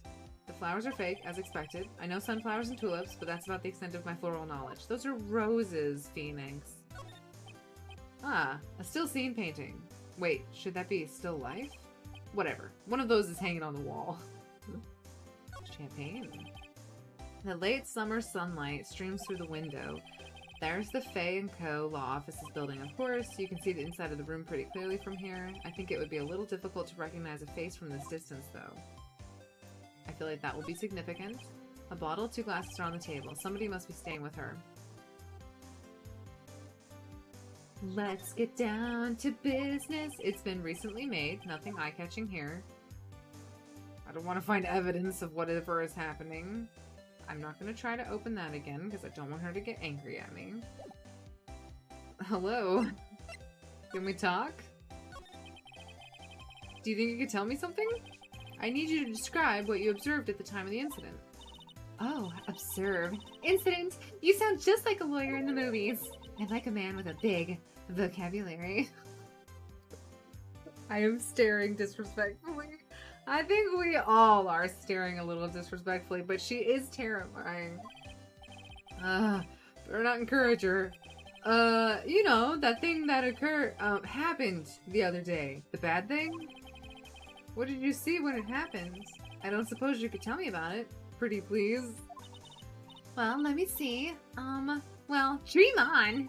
If you want to know, you'll just have to come to court tomorrow, Mr. Lawyer. Oh boy. Could you just... Who exactly are you? Oh, Mr. Lawyer, are you hitting on me? No. Hey, I'm just here doing my job. Tee-hee. You know, you're cute when you blush. Believe me, this is the first time in my life I've blushed this much. Right. Can you just tell me what it is that you do? Well, no. Tee-hee. And you had your little hopes up, didn't you? Tee-hee. Oh boy.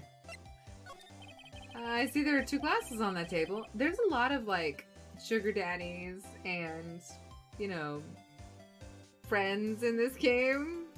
April, Maya. I see what they're doing. Next person named will be June. Maybe, probably. April's a bad gal.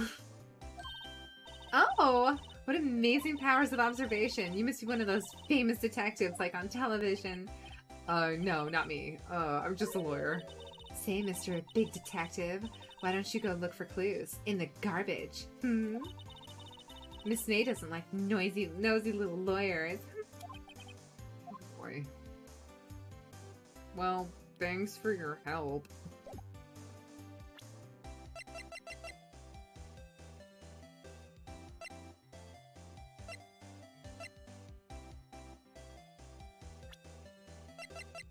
Oh, Miles Edgeworth, a gifted prosecutor. He's only 24? He's only been doing this for 4 years? And a ruthless man who'd do anything to get a guilty verdict. An eyewitness to the events testifies that she saw Maya commit a murder.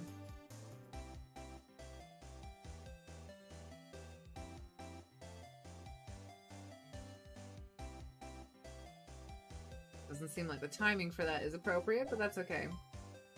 I'm gonna try to make her angry. I'm gonna look at your screwdriver again. What's inside, I wonder? Maybe later. Later? How can I do it later? I can't do it any later. I think you know, I could present to her. Let's see, what could we present to her?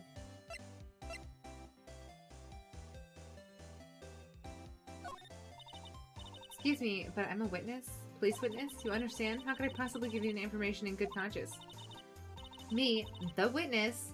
It's just like in the movies. Alright, well, I think I've gotten everything out of her that I want to get out of her. So we're gonna move. Let's go back to the Gosbergs. Seems like he is out. Well, maybe I should just wait here for him to come back. Ahem! If that wasn't the most over-the-top clearing of the throat I have ever heard.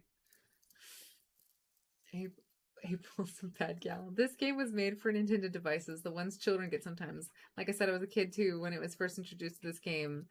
You should always present everything to everyone. Oh, okay, good to know, Greg. Kids are smarter back then. I could not do this. Yeah. And also, there's a lot of boobs in a game that is, like, for children.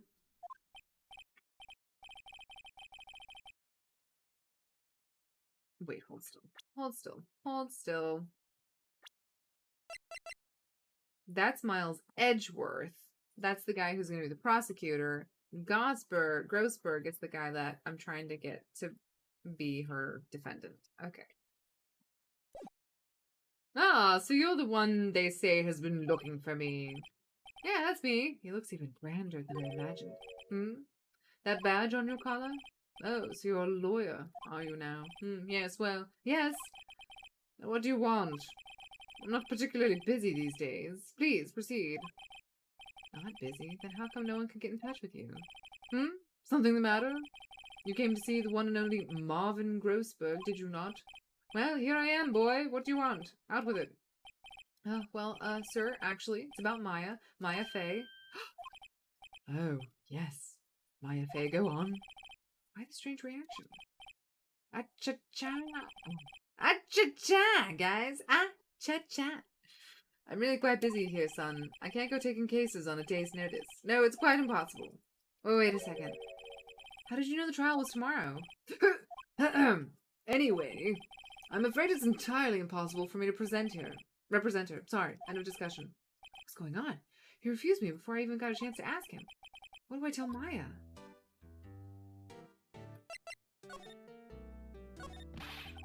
Just refuse like that. Please, tell me why you won't take the case. Well, you see, I'm busy, you see. But the client is Mia Fey's sister. Maya trusted you. She knew her sister would be in good hands. Yes, of course, I know that. However, I'm sorry, but I must refuse. Sorry, goodbye. Creep. Fine. I don't have time to argue with you anyway. I'll go look elsewhere. Grumble. Think not. Huh? Did you say something? I think not, I said. What do you mean? I'm terribly, terribly sorry, but I'm afraid that no lawyer worth their salt will take on this particular case. I'm terribly sorry, my boy. Why? I cannot say. I beg your pardon, but could you leave now? I've nothing more to discuss with you. What's going on here? How did you know her? I like, can you leave? And I'm like, no, I'm gonna keep asking questions. She worked here a long time ago. Quite the apprentice, that one. Learned my techniques in the blink of an eye. She left one day, quite suddenly. She had a mission, you see. A mission? You could see it in her eyes. She followed it with a burning passion. Never looked back. That one. That's, quite a painting. Aha! You notice. It's my pride and joy. Impressive, isn't it? Well, isn't it? The color of the sky, the hue of the sea, the weave of the straw hat. It's worth at least 3 million. I have no intention of parting with it, of course. No, I won't sell it. Not even to you. I wasn't interested. It's not for sale. I'm not buying. Jeez.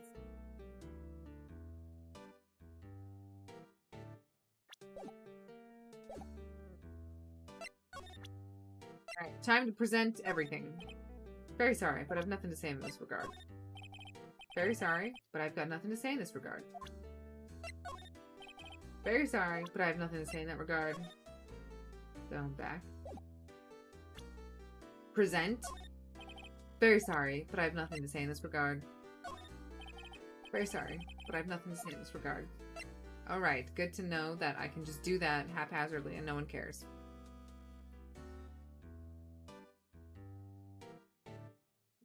Maya, Mia. I know, I'm never gonna say them correctly. Presenting the badge to everyone is also a tradition. Oh, okay, well then in that case. Very sorry. You have nothing to say in regard to the fact that I have a attorney badge? How dare you? How dare you? I think I already examined everything. Okay, well fine. I don't need you anyways. I'm going to move. And I'm going to go back to Gatewater Hotel and present everything to you. Excuse me, but I'm a witness. How could you possibly give me the witnesses just like in the movies? Uh-oh.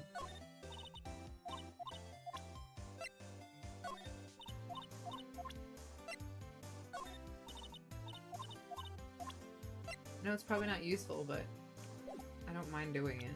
I don't want to miss anything. Alrighty, let's go back to,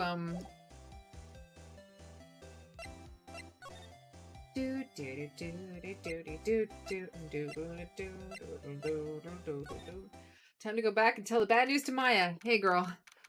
I got some problems. We got an issue, girl. Also, the gospel thing is a banger. Redefining banger.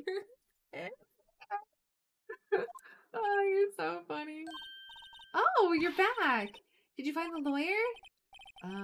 Well, tell her. Well, see, just be honest. I really don't think you should use that guy.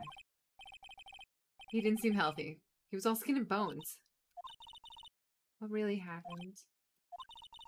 You don't mean he refused to help? I see. Been abandoned then. I will not abandon you. What about your family? I only had my sister. My father died when I was very young, and I don't know where my mother is. Oh, we're gonna find out where her mother is. Don't know, so she could still be alive? The women in my family have been mediums for generations. They say a lot of spiritual power runs in our blood. About 15 years ago, our family was involved in an incident. There was a man, and he ruined our mother's life. Ruined? What? Sex and intrigue?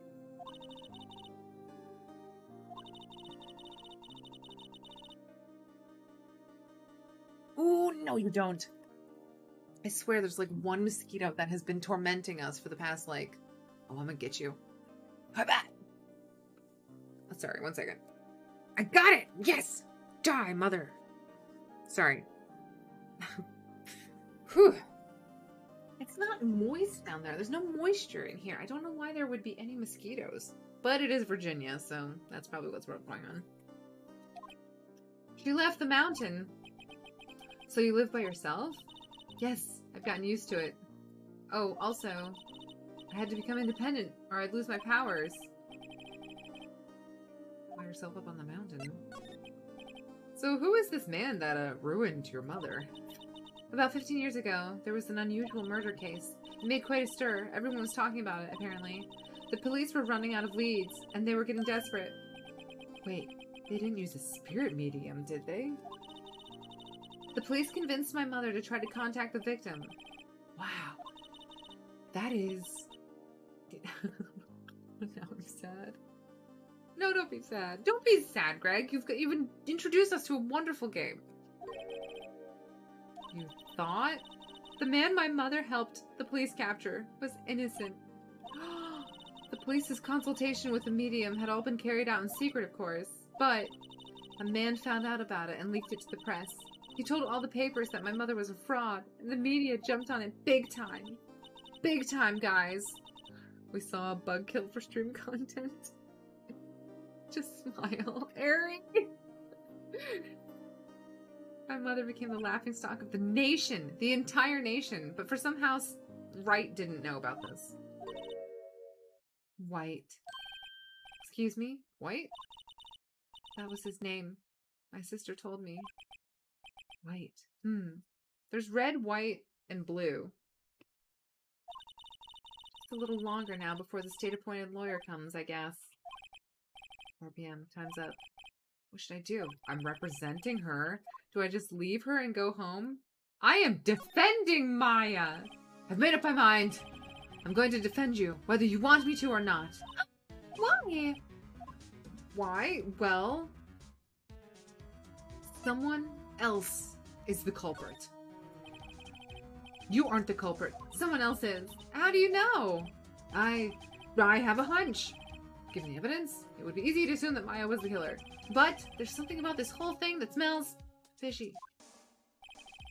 That witness's strange behavior. Was that all an act? Especially with that screwdriver business? And the way that lawyer refused to help out Maya. But more than that, she has no one left to help her. She's all alone. She left the mountain, guys. She left the mountain. Guys, I caught a frog again. A secret goulash ingredient. Don't eat the frog, Greg, but take a picture of it so I can see it. I know. I've been there. A long, long time ago. Oh no, I was sad. Why did I become a lawyer in the first place? Because someone has to look out for the people who have no one on their side. Maya, I won't abandon you. You can count on me. That's so kind of you.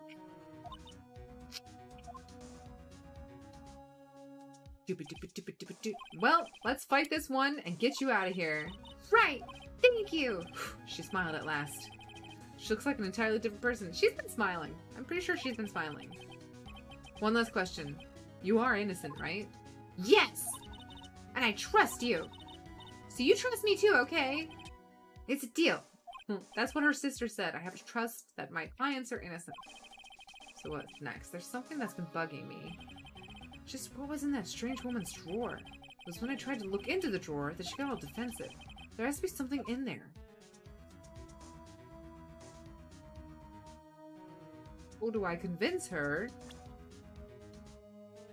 Doodle-doodle-doodle-doodle-doo. Doodle-doodle-doodle-doodle-doo. Dude, I feel like I'm about to make an enemy, Greg.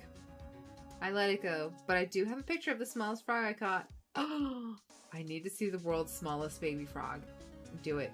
Let me get on to Discord real quick. If you post a picture of a baby frog, I will look at it.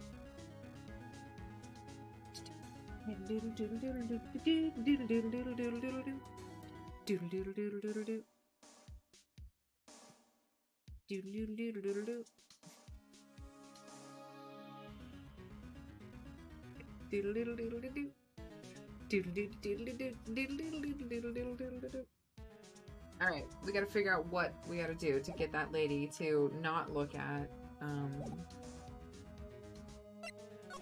gonna present to you all the evidence. Here, look at this. I wanted to ask you about the murder weapon. Of course, this. Better not ask about it now. I want to ask you about this. I saw that too. They said they thought there was pieces of broken light stand. Yeah, that seems about right.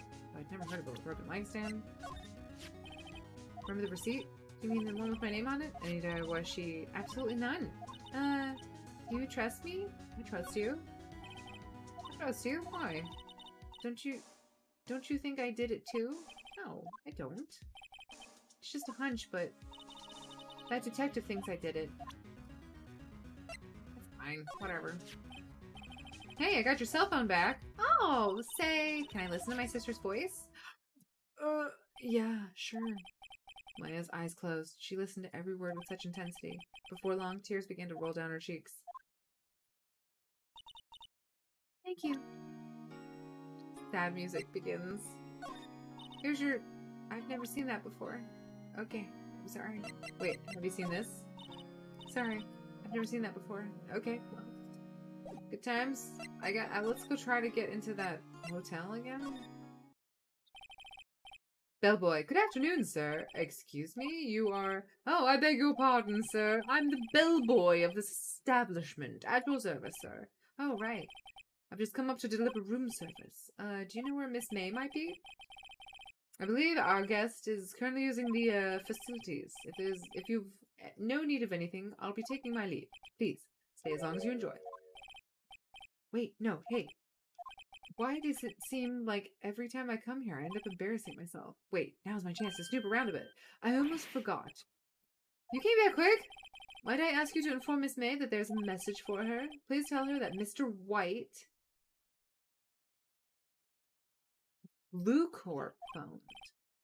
Oh, right, sure. Mr. White. Lucorp? Why have I heard that name? That was his name. My sister told me. White was the name of the guy who ruined Mia and Maya's mother. Could it be a coincidence? But we are examining this before we get kicked out. There's a screwdriver sticking out of that half-open drawer. Now's my chance to see what's inside. What do we have here? A wiretap? What would a woman like her, be doing with a thing like this? Found in Miss May's hotel room. There's definitely something suspicious about Miss May. Why would she have something like this in her hotel room? There's a story behind all this. I know it. All right. I'll be using this bit of evidence in tomorrow's trial, that's for sure. For Maya's sake. I'll get to this woman's bottom. Wait, I mean, you know what I mean. Oh, bellboy, still there? Uh-oh, time to scram. I look forward to tangoing with you tomorrow, Miss May. In court. To be continued.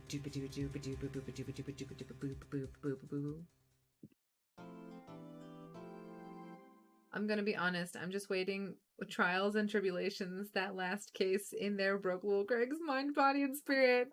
Once you are walking during peak froglet season and Omeji ripped to all the froglets who simply would not move out of the way. That happened to me one time. Like literally that I just feel like that's not an experience in America, but I was in Germany one time and we were walking in the forest and literally we turned down the path and it looked like the path was moving and it was literally just thousands of frogs, babies. Just jumping around everywhere. You just put your hand down and like 7 of them would jump into your hand at a time. It was crazy. Oh, I've experienced it, Neri. That's nuts. It is insane. It's absolutely insane. We're gonna save. All right, guys. It is time. Oh, sure. Turnabout Sisters. Day 2. Trial. Back. All right. Ooh, sorry, that was very loud. I am so sorry. I hope you guys are okay. I clapped very loudly. It is time for the trial. Everybody's talking. Court is now in session for the trial of Miss Maya Fey. Oh, wait. Hold still. I gotta look at a frog picture. Oh my gosh, he's so tiny. Also, nice nails, Greg. Appreciate that. Keeping them up. But finger for reference for size. What? Oh my gosh, he's so cute! The loud clap. All hail April, the new booba queen.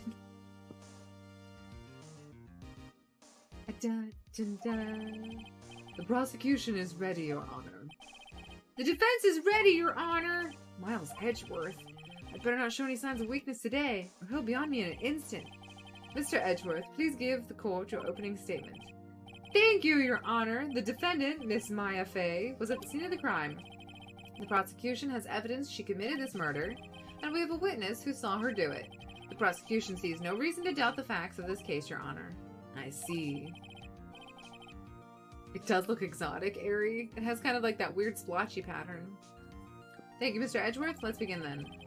If we may call our first witness, Your Honor, the prosecution calls the chief officer at the scene, Detective Dick Gumshoe. Witness, please state your name and profession to the court. Sir, my name's Dick Gumshoe, sir. I'm the detective in charge of homicides down at the precinct, sir. Detective Gumshoe, please describe for us the details of this murder. Very well, sir. Let me use this floor map of the office to explain. Floor map acquired. The body was found by this window here. And the cause of death? Loss of blood due to being struck by a blunt object, sir. The murder weapon was a statue of the thinker found next to the body, sir. It was heavy enough to be a deadly weapon, even in a girl's hand, sir. The court accepts the statue as evidence. You're still calling it a statue. The floor plans are added to the court record, okay? Now, detective. Yes, sir? You immediately arrested Mrs. Fay who was found at the scene, correct? Can you tell me why? Yes, sir. I had hard evidence she did it, sir.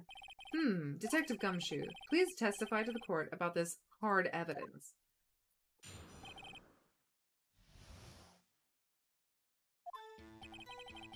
As soon as the phone call came in, I rushed to the scene. There were 2 people there already. The defendant, Miss Maya Fay, and the lawyer, Mr. Phoenix Wright. I immediately arrested Mrs. Maya Fay. Why? We had a witness account describing her.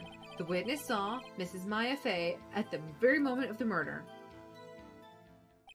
The very moment, you say? Very well, Mr. Wright. You may begin your cross-examination. Yes, Your Honor. Cross-examine what? I couldn't see a single contradiction in the testimony. Smack! Hey, Maya just threw something at me. What's this? When my sister couldn't find any contradiction in a witness's testimony, she would bluff it and press the witness on every detail. The witness always slips up and says something wrong. It worked lots of times. Heh. I should have expected Maya would know some of her sister's tricks. Alright, let's give this a try. Let's look at the court record real quick. So, she died at 9 p.m. on the 5th. There is a conversation. Again, there's something I want you to hold for me. It's made to look like the thinker. It should tell you it isn't a clock right now. I put some papers inside. I'll leave that one up to your imagination. See you tonight at 9. Well, the fact that the papers are missing and Maya was arrested immediately after the fact is also kind of something that I feel like we should press at one point and be like, where are these papers that are supposed to be in this thing? Back. And then there's a glass light stand. The murder weapon by Butts. The wiretap.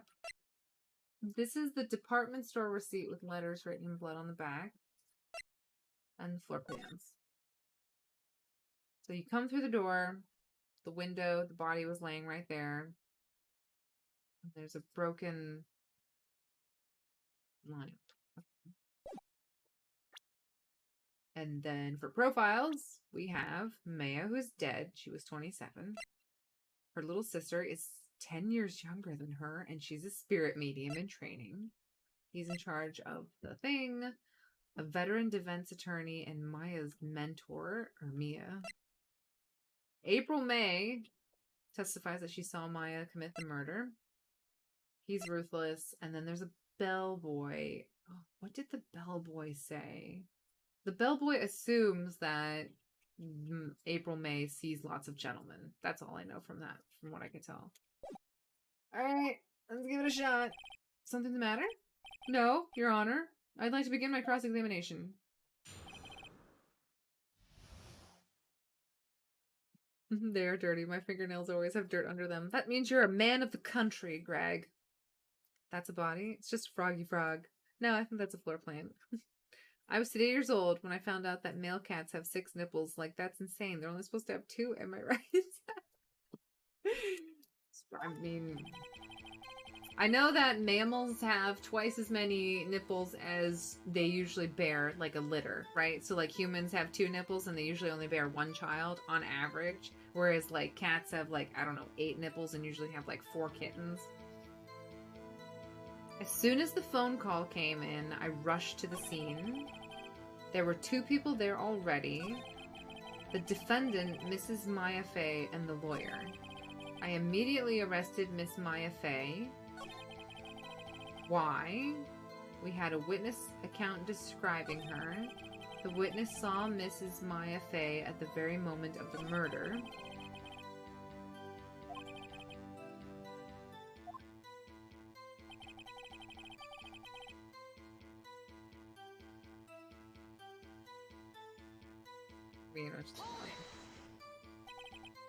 Who did you say you got a call from? Hey pal, don't play dumb, you know who. The call was from a customer at the Gatewater Hotel, right across the crime scene. Okay, I pressed. Not sure it did much though. Right, please continue. There were 2 people already there. The defendant, Miss Maya Fey, and the lawyer, Phoenix Wright. Are you absolutely sure it was us? Listen, pal, your dumb act will only get you so far. With her funky hippie clothes and her spiky hair, you 2 stand out like suspicious people at a crime scene. Well, he does have a point about her. She is pretty unmistakable. I should pick my points to press with a little more care. I immediately arrested her. That's fine. Why? We had a witness account describing her. The witness saw Miss Maya Fey at the very moment of the murder. I'm gonna press that because I was there. Hold on just 1 second. Yeah? If I heard correctly, you said you arrested her because you had hard evidence she did it, correct? Huh? Did I say that? Me? I heard you say it. You did say it. You said it. Exactly what about the suspicious woman in Pink's claim was hard evidence? What? Miss May isn't suspicious, and she sure isn't Pink, pal. Well, I guess she is Pink. That's enough. Detective Gumshoe. Did you have any more solid proof other than her claims, Detective? I guess pressing can have its advantages. Yes. Sorry, I got the order of things mixed up in my testimony, Your Honor, sir. There was something I should have told you about first, Your Honor. Very well, Detective. Let's hear your testimony again.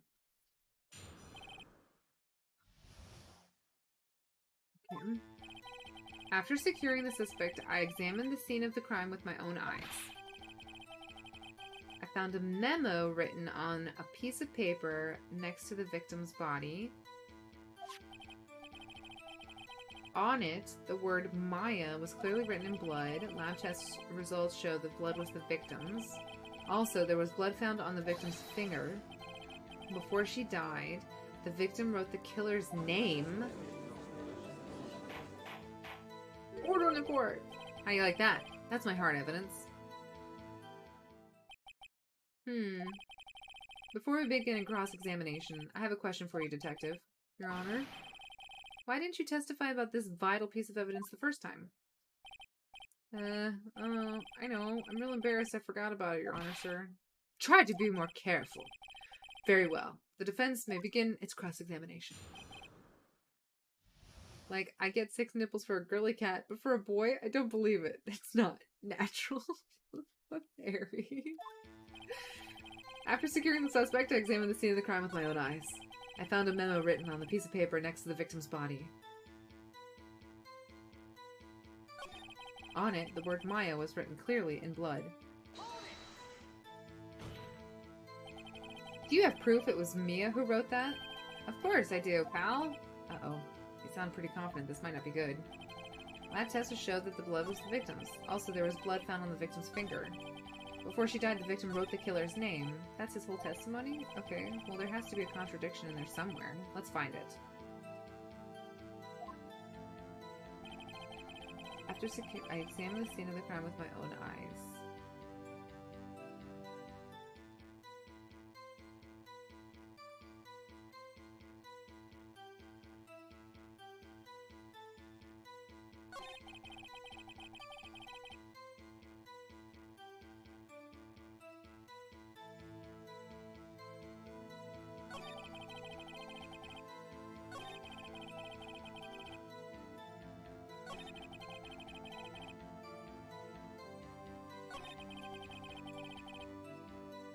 Okay, but that's where I'm gonna press.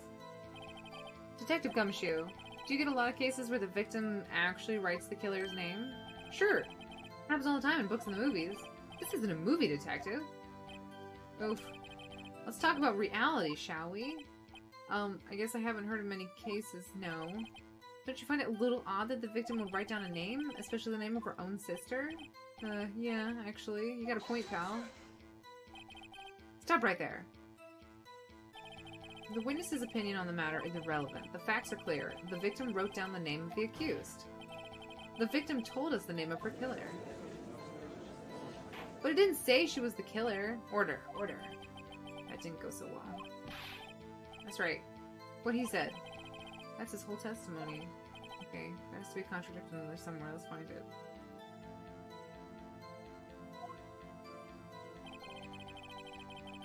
After securing the suspect, I examined the scene of the crime with my own eyes.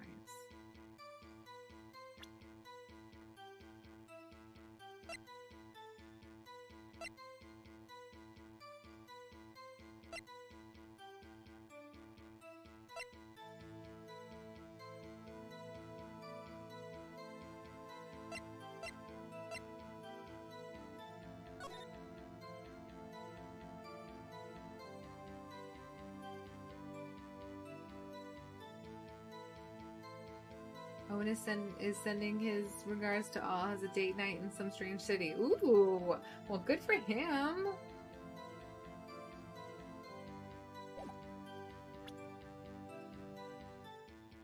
don't think there's any contradictions here.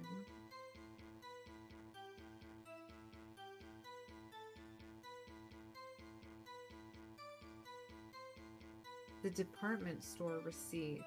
So wait, hold still.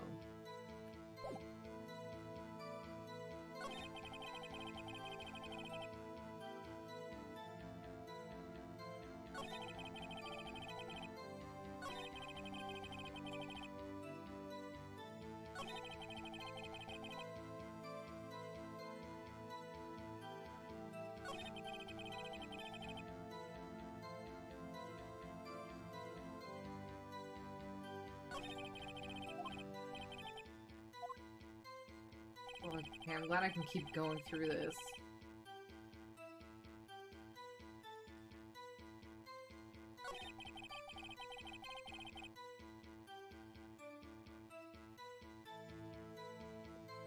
Am I stupid? I don't understand what I'm supposed to, like... He found a memo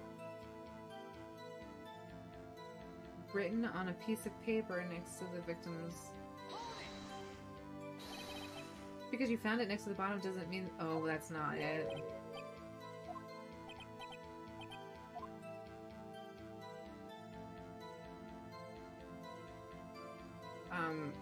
The killer?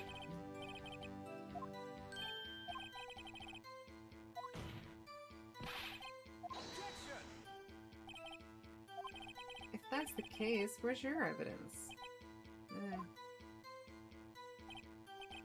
I guess that was a bit of a tall order for you. Those without evidence shouldn't open their mouths, Mr. Wright. Yeah, pal. Okay.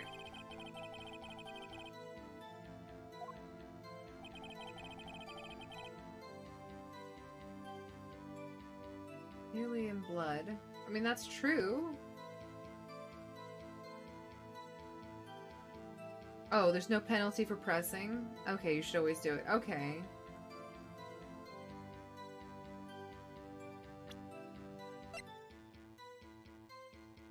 Oh. She couldn't have written it. That's what it is. She couldn't have written it because it was instantaneous. Okay, hold still. Backspace.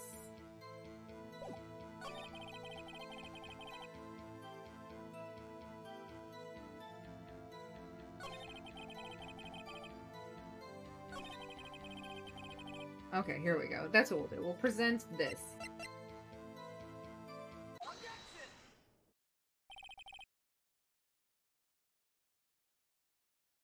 Irk. There's one thing I want you to clarify for me here.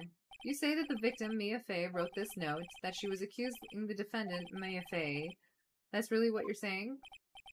What? Yeah, this isn't one of those lawyer tricks now, is it? Of course she wrote it. Who else could have? You have it backwards, detective. Backwards? The victim is the only person who absolutely could not have written it. There's a report from your department, detective. Immediate death due to a blow from a blunt object. She died immediately. But... no butting your way out of this one, detective. Order, order. The defense has a point. Someone who died immediately wouldn't have had the time to write down anything. Mr. Wright, I beg your pardon, but when exactly did you obtain that autopsy report? When?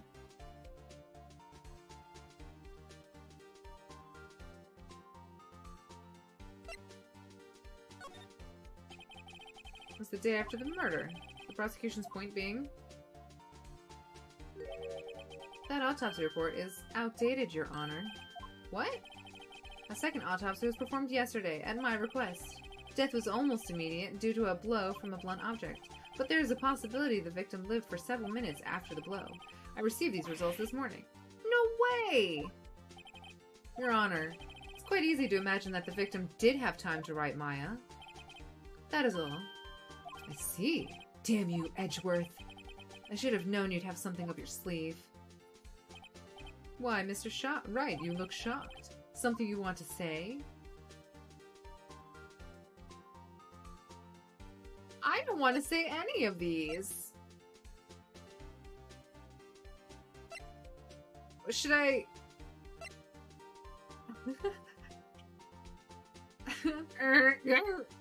I don't want to... You know, I'll be aggressive. Mr. Edgeworth, I've heard there's nothing you won't do to get your verdict. What reason could you possibly have to request a second autopsy report? The defense will refrain from personal attacks at the prosecution. No matter, Your Honor. Mr. Wright, say what you will. The evidence in this report is undeniable. Understood. The court accepts the evidence. Died from a blow by a blunt object, may have lived for a few minutes after being hit. Well, Your Honor, the evidence strongly suggests the victim was identifying the killer. I suppose that's the obvious conclusion, yes. Darn, this isn't good. The prosecution would like to call its next witness. This poor, innocent girl saw the murder with her own eyes. May the titness enter...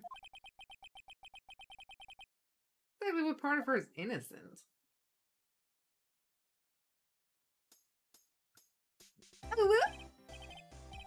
Witness, your name, please. Oh no, here she comes. April May, at your service. What? Did she just stick out her tongue? I like how every time I show her, or she comes on the screen, I get more viewers. It goes up and down, but... Order! An introduction should not require any reaction from the crowd. The witness will refrain from wanton winking. Oh, yes, Your Honor. This is not good. She's already captured the heart of every man in this courtroom. Men. Tell us, where were you on the night of September 5th when the murder occurred? Gee, I was like in my hotel room. Teehee. I checked in right after lunch. And this hotel is directly across the Fay & Co. law offices. That's right, big boy. Please testify to the court about what you saw.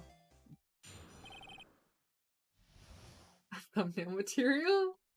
Watch out, boy. She'll chew you up. It was like 9 p.m. at night. I looked out the window, you know.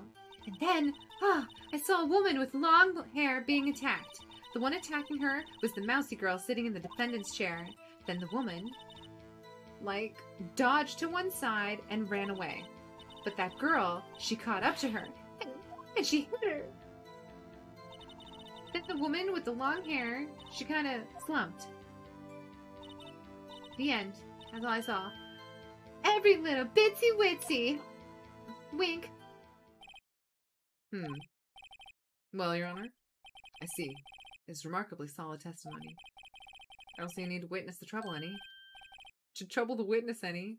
Well, wait, Your Honor! Yes, Mr. Wright? What about my cross-examination?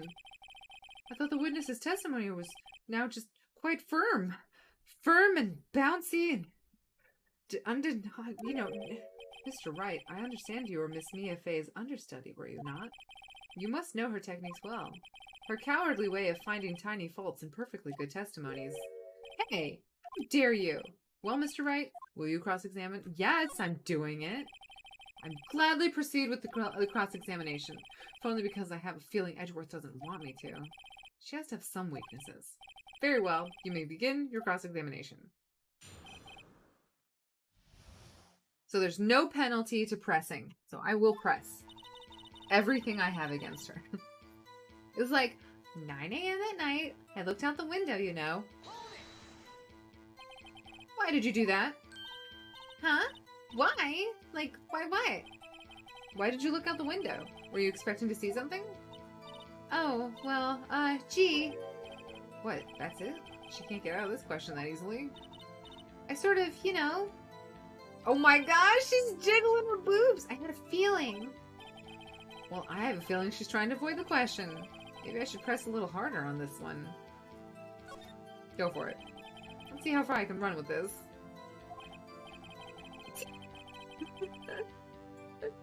Harry? Surely you must have had a reason to look out your window at that time of night. Ugh. Mr. Wright, I will not have you badgering my witness. Badgering? You insist on needling her with these trivial questions. I really don't think it should be allowed. Yeah, stop him! The poor girl! Order. Mr. Wright, you have been warned. Poor girl, what about poor me? You looked out the window. What did you see next? Excuse me, this is my cross-examination. Then I saw a woman with long hair being attacked. The woman with long hair. That was Mia Fey? Slender. Sort of, well, some people might say pretty, if that's your thing. Your thing? And the person attacking her? Shut up, Edgeworth! Objection! Can I object to him asking questions to my witness? The one attacking her was the mousy girl sitting in the defendant chair. How do you know she was the defendant? Huh? Well, you know, she had a girlish physique. Women know these things. Look, I just know, okay? There was only one person at the scene of the crime with a short, girlish figure. The testimony is bulletproof, Your Honor. He's right. Question the testimony. Hold on a minute. That testimony stinks. What? Miss May, I'm willing to bet that you are lying. Are you telling the truth? Did you really see the defendant? Mr. Wright, what's the meaning of this? Yes, what's the meaning? Somebody tell me because I'm clueless about this. I mean... Okay. If you had really witnessed my client, Maya Fey, you would have noticed her clothes before noticing her physique. Evil, twitchy eyes. No one wears clothes like this on a daily basis, except her, because she's from a mountain. I'm no expert on fashion, but her hairdo looks far from normal to me. However, the witness's testimony mentions neither of these things. The testimony is bogus. But still, we don't know if she was dressed that way the night of the murder. She was, Your Honor. I saw her. And so did Detective Gumshoe. What do you say to that, Miss May? What are you trying to say, you mean lawyer? I saw what I saw. I just didn't think all the trifling little details were necessary, darling. Miss May, the court would like to remind you to please omit nothing in your testimony. Boob jiggle for the rest of us. I'm sorry, Your Honor. I'll be a good girl. I promise. Your testimony again, if you would. Damn, I almost had her. Time to keep pressing against her, if you know what I'm saying. Nipples are the eyes of the face. What? I did see everything. I did. The victim, the woman dodged the first attack and ran off to the right. Then the girl in the hippie clothes ran after her. And she hit her with that weapon. I saw it. I did. That That clock, the kind of statuey clock. The thinker, I mean. Well, does the accuracy of my report not startle you? Tee-hee. See. I only wish you had been so detailed from the beginning. Please, begin the cross-examination. Wasn't a clock, though. I did see everything. I did. Just press her. Did you see? Did you see things? So you saw me then, too? Oops, excuse me. Sorry. Backspace. Of course. I'd remember that spiky hair anywhere. Spiky? The witness will refrain from personal attacks on the defense attorney. Aw, was I a bad girl? I'm sorry. Very well. Continue. The victim, the woman, dodged the first attack and ran off to the right. That doesn't... Why did she say that? Is that right? As in your right? As you looked from the hotel? Which hand do I hold my knife in again? Right. It was my right hand, right? Satisfied, Mr. Wright. Please continue. Then, the girl in the hippie clothes ran right after her. Convenient for you to remember her hippie clothes. That's what she was wearing. Oh, and her hair was all done up, like a bun. What happened then? And she hit her with that weapon. I saw it. Where did this weapon come from? She picked it up off the desk. I see. What sort of weapon was it? That clock, the kind of statuey thing. A clock? Didn't this come up in another testimony recently? Well, don't look so sour, Mr. Lawyer. You can't win them all. No, but I have a feeling I'm onto something now. That clock, it's kind of statuey clock.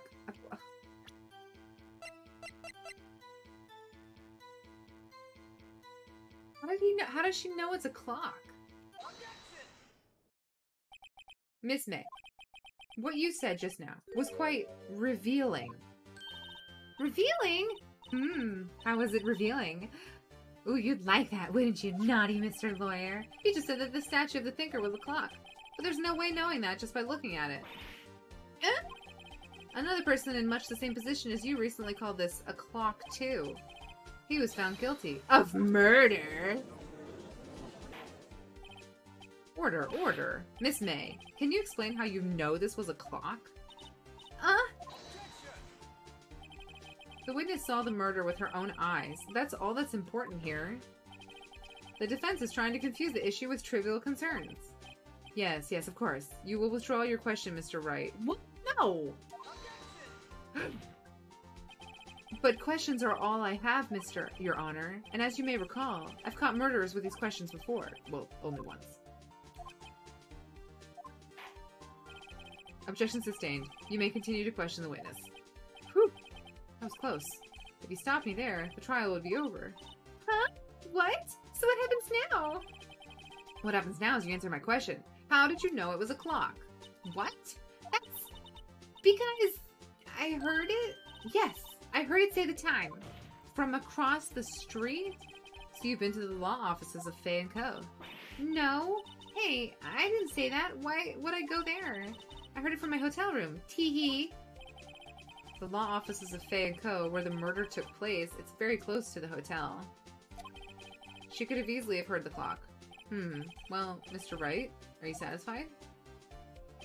No, Your Honor. I can't give up now. I'm not satisfied because it couldn't have rung. Your Honor, members of the court, slam my desk again. It's inconceivable that that clock in question rang. Because it's empty. That clock is missing. That's clockwork. They had to hook players in with something. Oh, I'm hooked. I'm hooked. Sometimes there are multiple ways to progress, not always. Usually there is a single thing wrong in the testimony, but there are times when multiple things are wrong and you can point out any of them. Just take a look right now. See anything interesting, Your Honor? It's as the defense says. This clock is missing its clockwork. It's quite empty. Mr. Wright, would you care to explain to the court the meaning of this? It's as you can see. The clock was empty. It couldn't have rung. Therefore, this witness is a big, fat, juicy liar. Fat? I like how that's what she caught on. Well, Miss May? Tisk, tisk. Quite a show you've put on for us, Mr. Wright. He knew the clock was empty. Somehow, he knew. I'm afraid you've forgotten one thing, however. Indeed, the clock is empty. As you say, it can't ring. However, we must ask, when was the clockwork removed? If it was after the witness heard the clock, then there is no contradiction. That's true. That is a possibility. The clock might have been emptied after you heard it. And that is exactly what happened, Your Honor. Well, Mr. Wright, can you prove when the clockwork was removed? I can. I have a phone call. Oh, impossible, of course. I have proof. What? Wasn't it you who told me proof is everything? Well, I was listening. And now I'll show you the proof you like so much. The evidence that proves when the clockwork was removed is... present. Take a look at this. That's a very cute cell phone. Oh, you have a girly phone. Wait, this isn't my phone. Listen, this is the defendant's cell phone, and it contains a recording. A recording of a conversation she had with the victim on the day of the murder. Snap-a-doo. Order. The defendant's cell phone? This wasn't brought to my attention. Perhaps Detective Gumshoe overlooked it. Grumble. The good detective better remember he's up for evaluation soon. I gotta say, I'm starting to feel bad for the big fella. Let's hear the conversation. So you just want me to hold on to the thinker for you then? If you could. I should probably tell you, the clock isn't talking right now. It's not working? That's lame. I had to take the clockwork out, sorry.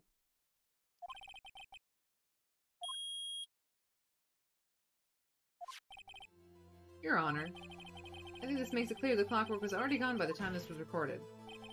Which was well before the witness even arrived at her hotel. I don't know what noise that's supposed to be. Edgy will rip poor Gumshoe apart. No. Well, Miss May, would you care to explain this to the court? Just how did you know that weapon was a clock? Well, isn't it obvious? I saw that clock before. What store was it again? I got so many. Oops, I forgot. Tee-hee. So the witness had seen it before. That would make sense. Does the defense have any objections? Yeah, because it was handmade. The witness claims she had seen it before, but this directly contradicts a piece of evidence already submitted to this court. Well then, let's see it. Please produce this evidence that will prove the witness had not seen the clock before. I mean, the fact that it was made by Larry Butts. It's simple. This clock was never in any store, ever. What? A friend of mine made that clock. Only two exist in the world. And the one that isn't here is in police custody. Impossible! Everything is stolen in stores! Miss May, I think it's high time you went shopping for a better excuse. Oh, excuse is not on sale today? Ooh. Oh no! It's to you, porcupine head! That stupid clock doesn't matter, okay? She did it, and she should die for it. Die! I like how we break them. Whoa, let's not get ahead of ourselves. This is a court of law, and the witness will remain calm. Oh ho, silly me. Did I, like, lose it? I guess I did. Tee-hee, wink. Ugh. Miss May, let me ask. Tell me, how did you know the weapon was a clock? Oh dear. Does the defense have an opinion on this behavior? Okay, this is it. Yes, Your Honor. Allow me to explain how I see the truth of the matter. Miss April May, you knew the weapon was a clock because... you held it. This is familiar territory. I'll just use the same approach as with Larry. You held that very clock in her hands. Mr. Wright, when was this? When she used it to strike the victim. When else? I don't know about that.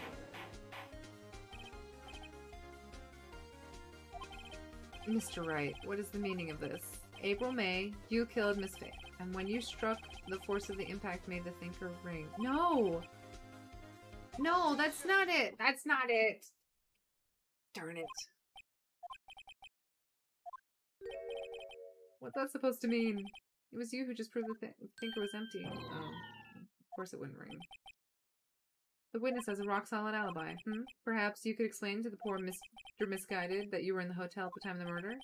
She can't prove it. She did it. It would be my pleasure. No way. Yes way, Mr. Lawyer. Tee-hee. Didn't the murder take place at 9 p.m. that night? Gee, that's the exact time I ordered some room service from the hotel bellboy. Incidentally, the bellboy corroborates the witness's story. Ergo, she was not at the crime scene. Rock solid. Mr. Wright, you've just made a serious accusation against a perfectly innocent woman. Sorry. Well, that didn't go so well. But if that's the case, then how did she know the thinker was a clock? Wait. Your Honor, I figured it out. There is one other way Miss April May could have known it was a clock. One way alone, and I have proof. Well, proof, you say? Then the court will examine your proof, Mr. Wright.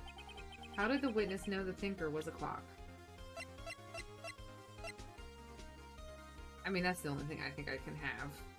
We'll do it. I finished my goblin deck from Magic the Gathering Arena. I found this in Miss May's room. I did done goofed up.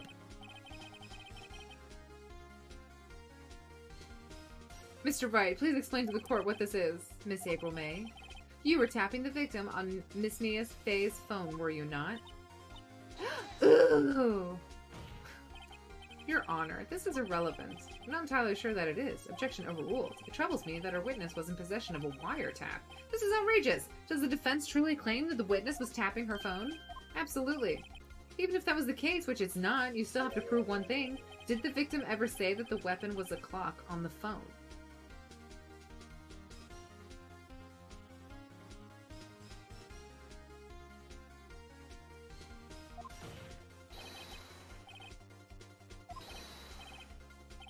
I think I can. I have the recording. Here's my proof. The proof that the victim said on the phone that the weapon was a clock. I mean, this again. I present the defendant's cell phone. Yes, we've seen that. Listen once more to the conversation. Everybody quiet. Music stops. You haven't called in a while. Well, actually, there's something I want to hold on to me. Again? What's it this time? It's a clock. It's made to look like a statue of the thinker, and it tells you the time. Miss April May, you used a wiretap to listen to this conversation. That's how you knew the thinker was a clock. Am I wrong? Your Honor, this is ridiculous. Your Honor, look at the witness's face. Does she seem amused to you? The defense demands an answer. Witness, answer the question. Did you tap her phone? Miss May. Shut up, all of you. What gives you the right to talk to me like that? You lawyer. Worst. It's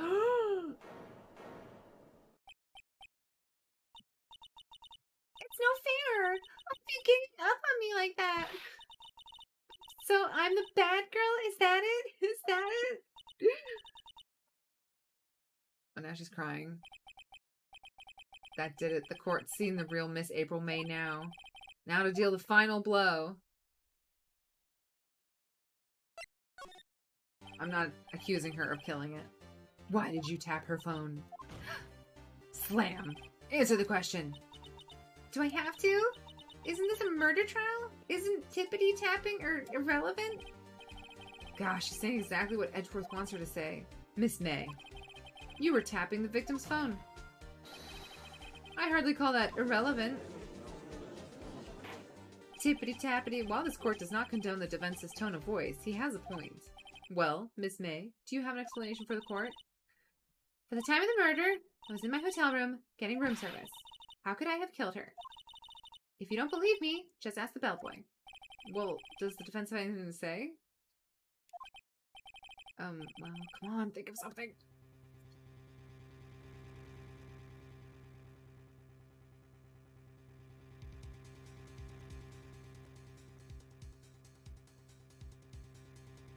I mean, sure, we'll call the bellboy as a witness. The defense would like to call the hotel boy as a witness.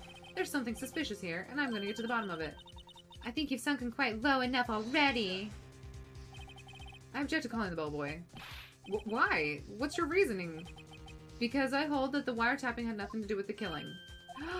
However, if you agree to one condition, I'll consent to calling this witness. Condition? If Miss April May's alibi is not called into question after you examine the bellboy, then you will recognize that Miss April May was not the killer, thus she is innocent. And thereby, you must also accept the verdict of a guilty for Miss May Fay. That is my condition. What? I better find something suspicious in that bellboy's testimony. Otherwise, Maya will be declared guilty on the spot. I don't think that's how court works. Sure, I'll give up this. I've got nothing to lose except for, well, everything. Understood. I accept your condition. I love Mono Red so much. Humph. Fool. You fell right into my trap. Uh-oh. Wait. Very well. The court calls the hotel bellboy to the stand. I believe we're ready for the witness to testify. He certainly does look like a bellboy. He brought his tray. Yes, sir. I received your summons in the middle of work, sir. I'm happy to be of service.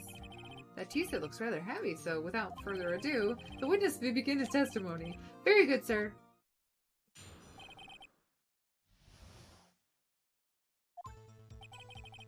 I am the head bellboy at the fine Gatewater Hotel, in business for 4 generations. I believe I received a call after 9 in the evening from our guest, Miss May. She asked for an iced coffee to be brought to her at 9 p.m. on the dot, sir. I brought it to her at precisely the requested time, of course. And I delivered the iced coffee to our guest, Miss May herself. I see.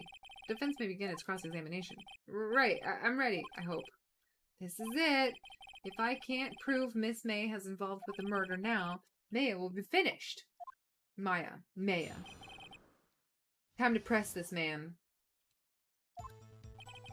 I am the head bellboy at the fine Gutterway Town for 4 generations. What exactly is it you do at the hotel? Why, anything required of me, sir. I check in guests, I check out guests. I clean rooms, I make beds. I even deliver room service, sir. I checked Miss May in personally. Are you always so prim? Mr. Wright, you will refrain from asking frivolous questions. I believe I received a call from after 8 in the evening for our guest. Tell me what it is. Are you sure it was Miss May on the phone? Absolutely, sir. How can you be so certain? I checked Miss May in personally, sir. Not only did I see her in person in all her stunning radiance, but I also heard her voice.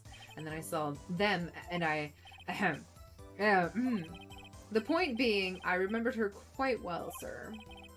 Well, what then? She asked for an iced coffee to be brought to her at 9 on the dot. On the dot, you say? Yes, I confirmed that detail several times. She was watching a program on the TV and wished to drink after she finished, sir. The time of the murder. I brought it to her at precisely the requested time, of course, and I delivered the iced coffee to our guest, Miss May herself. But I have to find something to use in his testimony. Once more time. I'll press him when he spills the beans, or his tea.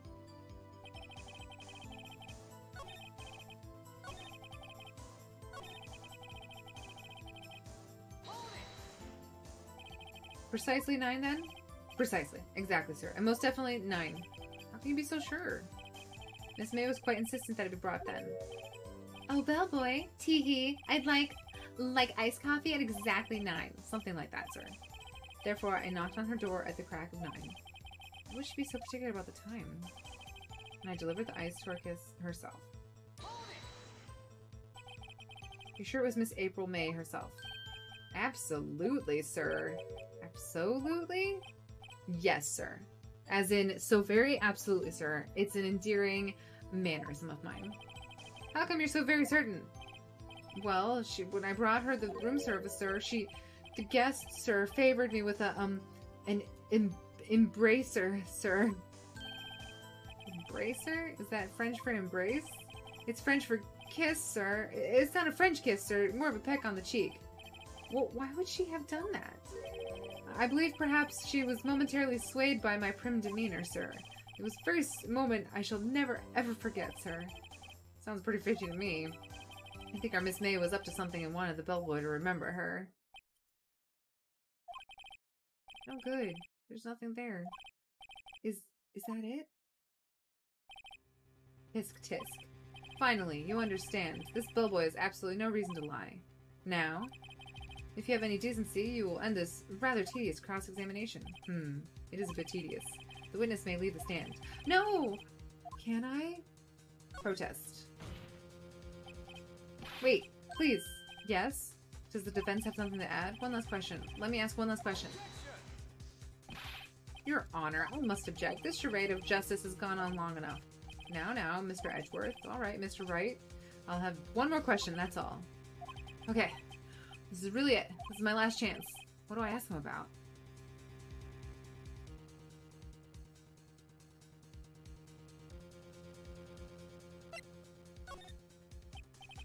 Tell me again about room service. Again, sir? Exactly 9. The guests had requested iced coffee. 18 was the charge, as I recall. I see. $18? Doesn't that seem a bit expensive? Yes. Well, iced coffee for 2, you know. And we don't skip on the ice, sir. What do you say? Rather quite. Bellboy, tell us the truth now. Was someone else staying at Miss May's room? I object. That was objectionable. Objection overruled. The witness will answer the question. Yes, I see. Why did you not mention this in your testimony? Well, sir, you didn't ask. Nice try. That's the sort of thing you're normally supposed to mention. Yes, quite, indeed. It was the good barrister there, Mr. Edgeworth, who...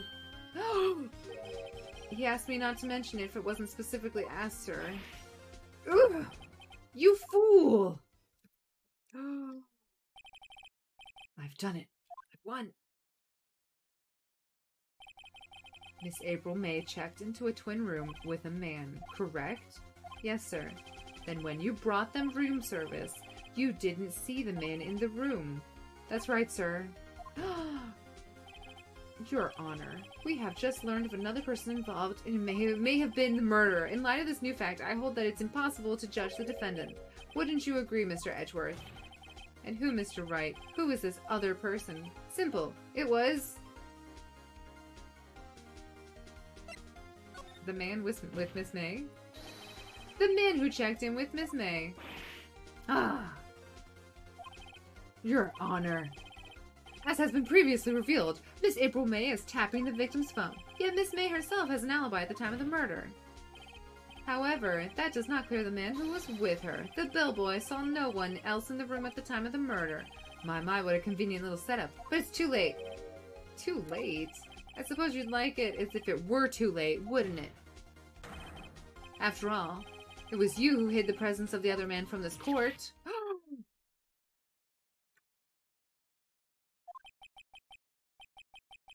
Upstart. Amateur. These accusations are ludicrous. Enough. The court acknowledges the defense's argument. I suspect the prosecution and defense to look into this matter fully. Am I understood? Yes. Yes, Your Honor. That is all today for the trial of Maya Fey. Court is adjourned. Snap, guys.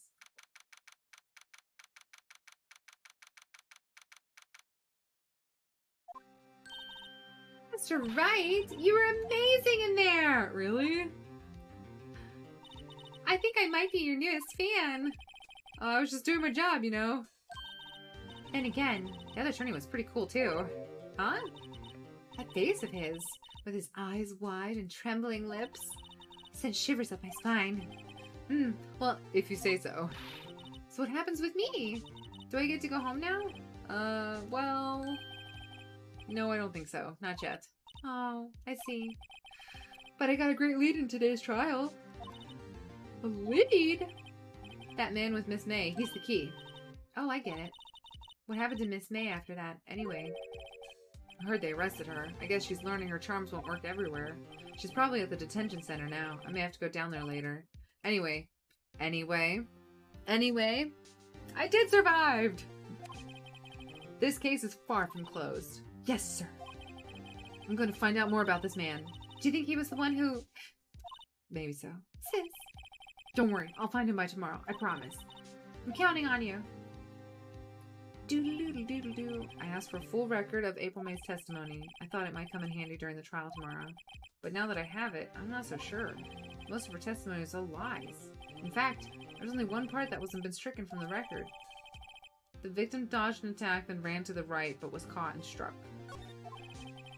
I don't know how much good this will do to me at all now. Anyway, time to hit the pavement and do some investigating. Maya doesn't belong in that detention center. It's up to me to set her free. To be continued. Alright, guys, this is a wonderful start, and I think a good place to end. Oh. Save my progress. We are going to save it over this one. We're going to go back and forth between two. Yes. Wow, this is just leaked drama. There's booba. There's intrigue. There's lies and deception, and also goofing up. This is another reason why harnessing the power of the sun was a good idea. Agreed. I absolutely agree. Well, thank you so much, Greg, for suggesting the series. I do have a feeling that we're going to be in for a wild ride, but I'm excited about it. I'm glad we actually restarted and got the original trilogy, because I want to start from the beginning, right? Like, if I spend $20 on this series of 6 games or whatever, I better get my money's worth out of it. But yeah, that was, it's pretty crazy. Pretty crazy. I hope you guys are enjoying it. And hopefully we will continue to be elite in these. Is the whole, actually, can I ask you a question, Greg, before we stop? Why did you do it, Greg? You were with Miss May, weren't you? It was all your fault, Greg. There are closer to 20 games, actually. 20 games! Oh my gosh. Oh, don't tell her. But most of them need an emulator. Oh, okay. Don't tell her. Aries like, I can only handle so much of this game. This is a very popular series. Well, we'll do the first 3, hopefully, and get that done. But I wanted to ask you, for this first basic one, are all of the cases tied up into this one overarching mystery of, you know, Maya and her sister and the cave and Mr. White trying to do all this stuff? Or is it all like, will there be like separate instances as I go along? Do they all kind of tie together in one big story? I guess that's my question. Because I don't mind if they do. Also, were there any problems with the stream? Oh.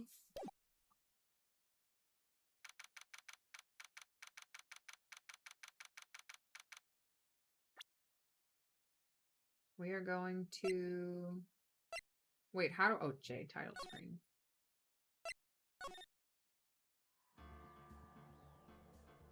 Stream looks perfect. Kinda, but not really. Oh, so they all kinda, but don't tie together? Some of them are connected. Okay. Well, I look forward to figuring out what the entire mystery is. You guys have a fantastic evening. Thank you, Tony, Ari, Zero, Greg. Thank you all for stopping by. And hopefully, I will see you guys on Friday. Next time. Bye-bye. Da, da, da, da, da, da. More April, May. Oh, gosh. I don't know if I can handle more of that.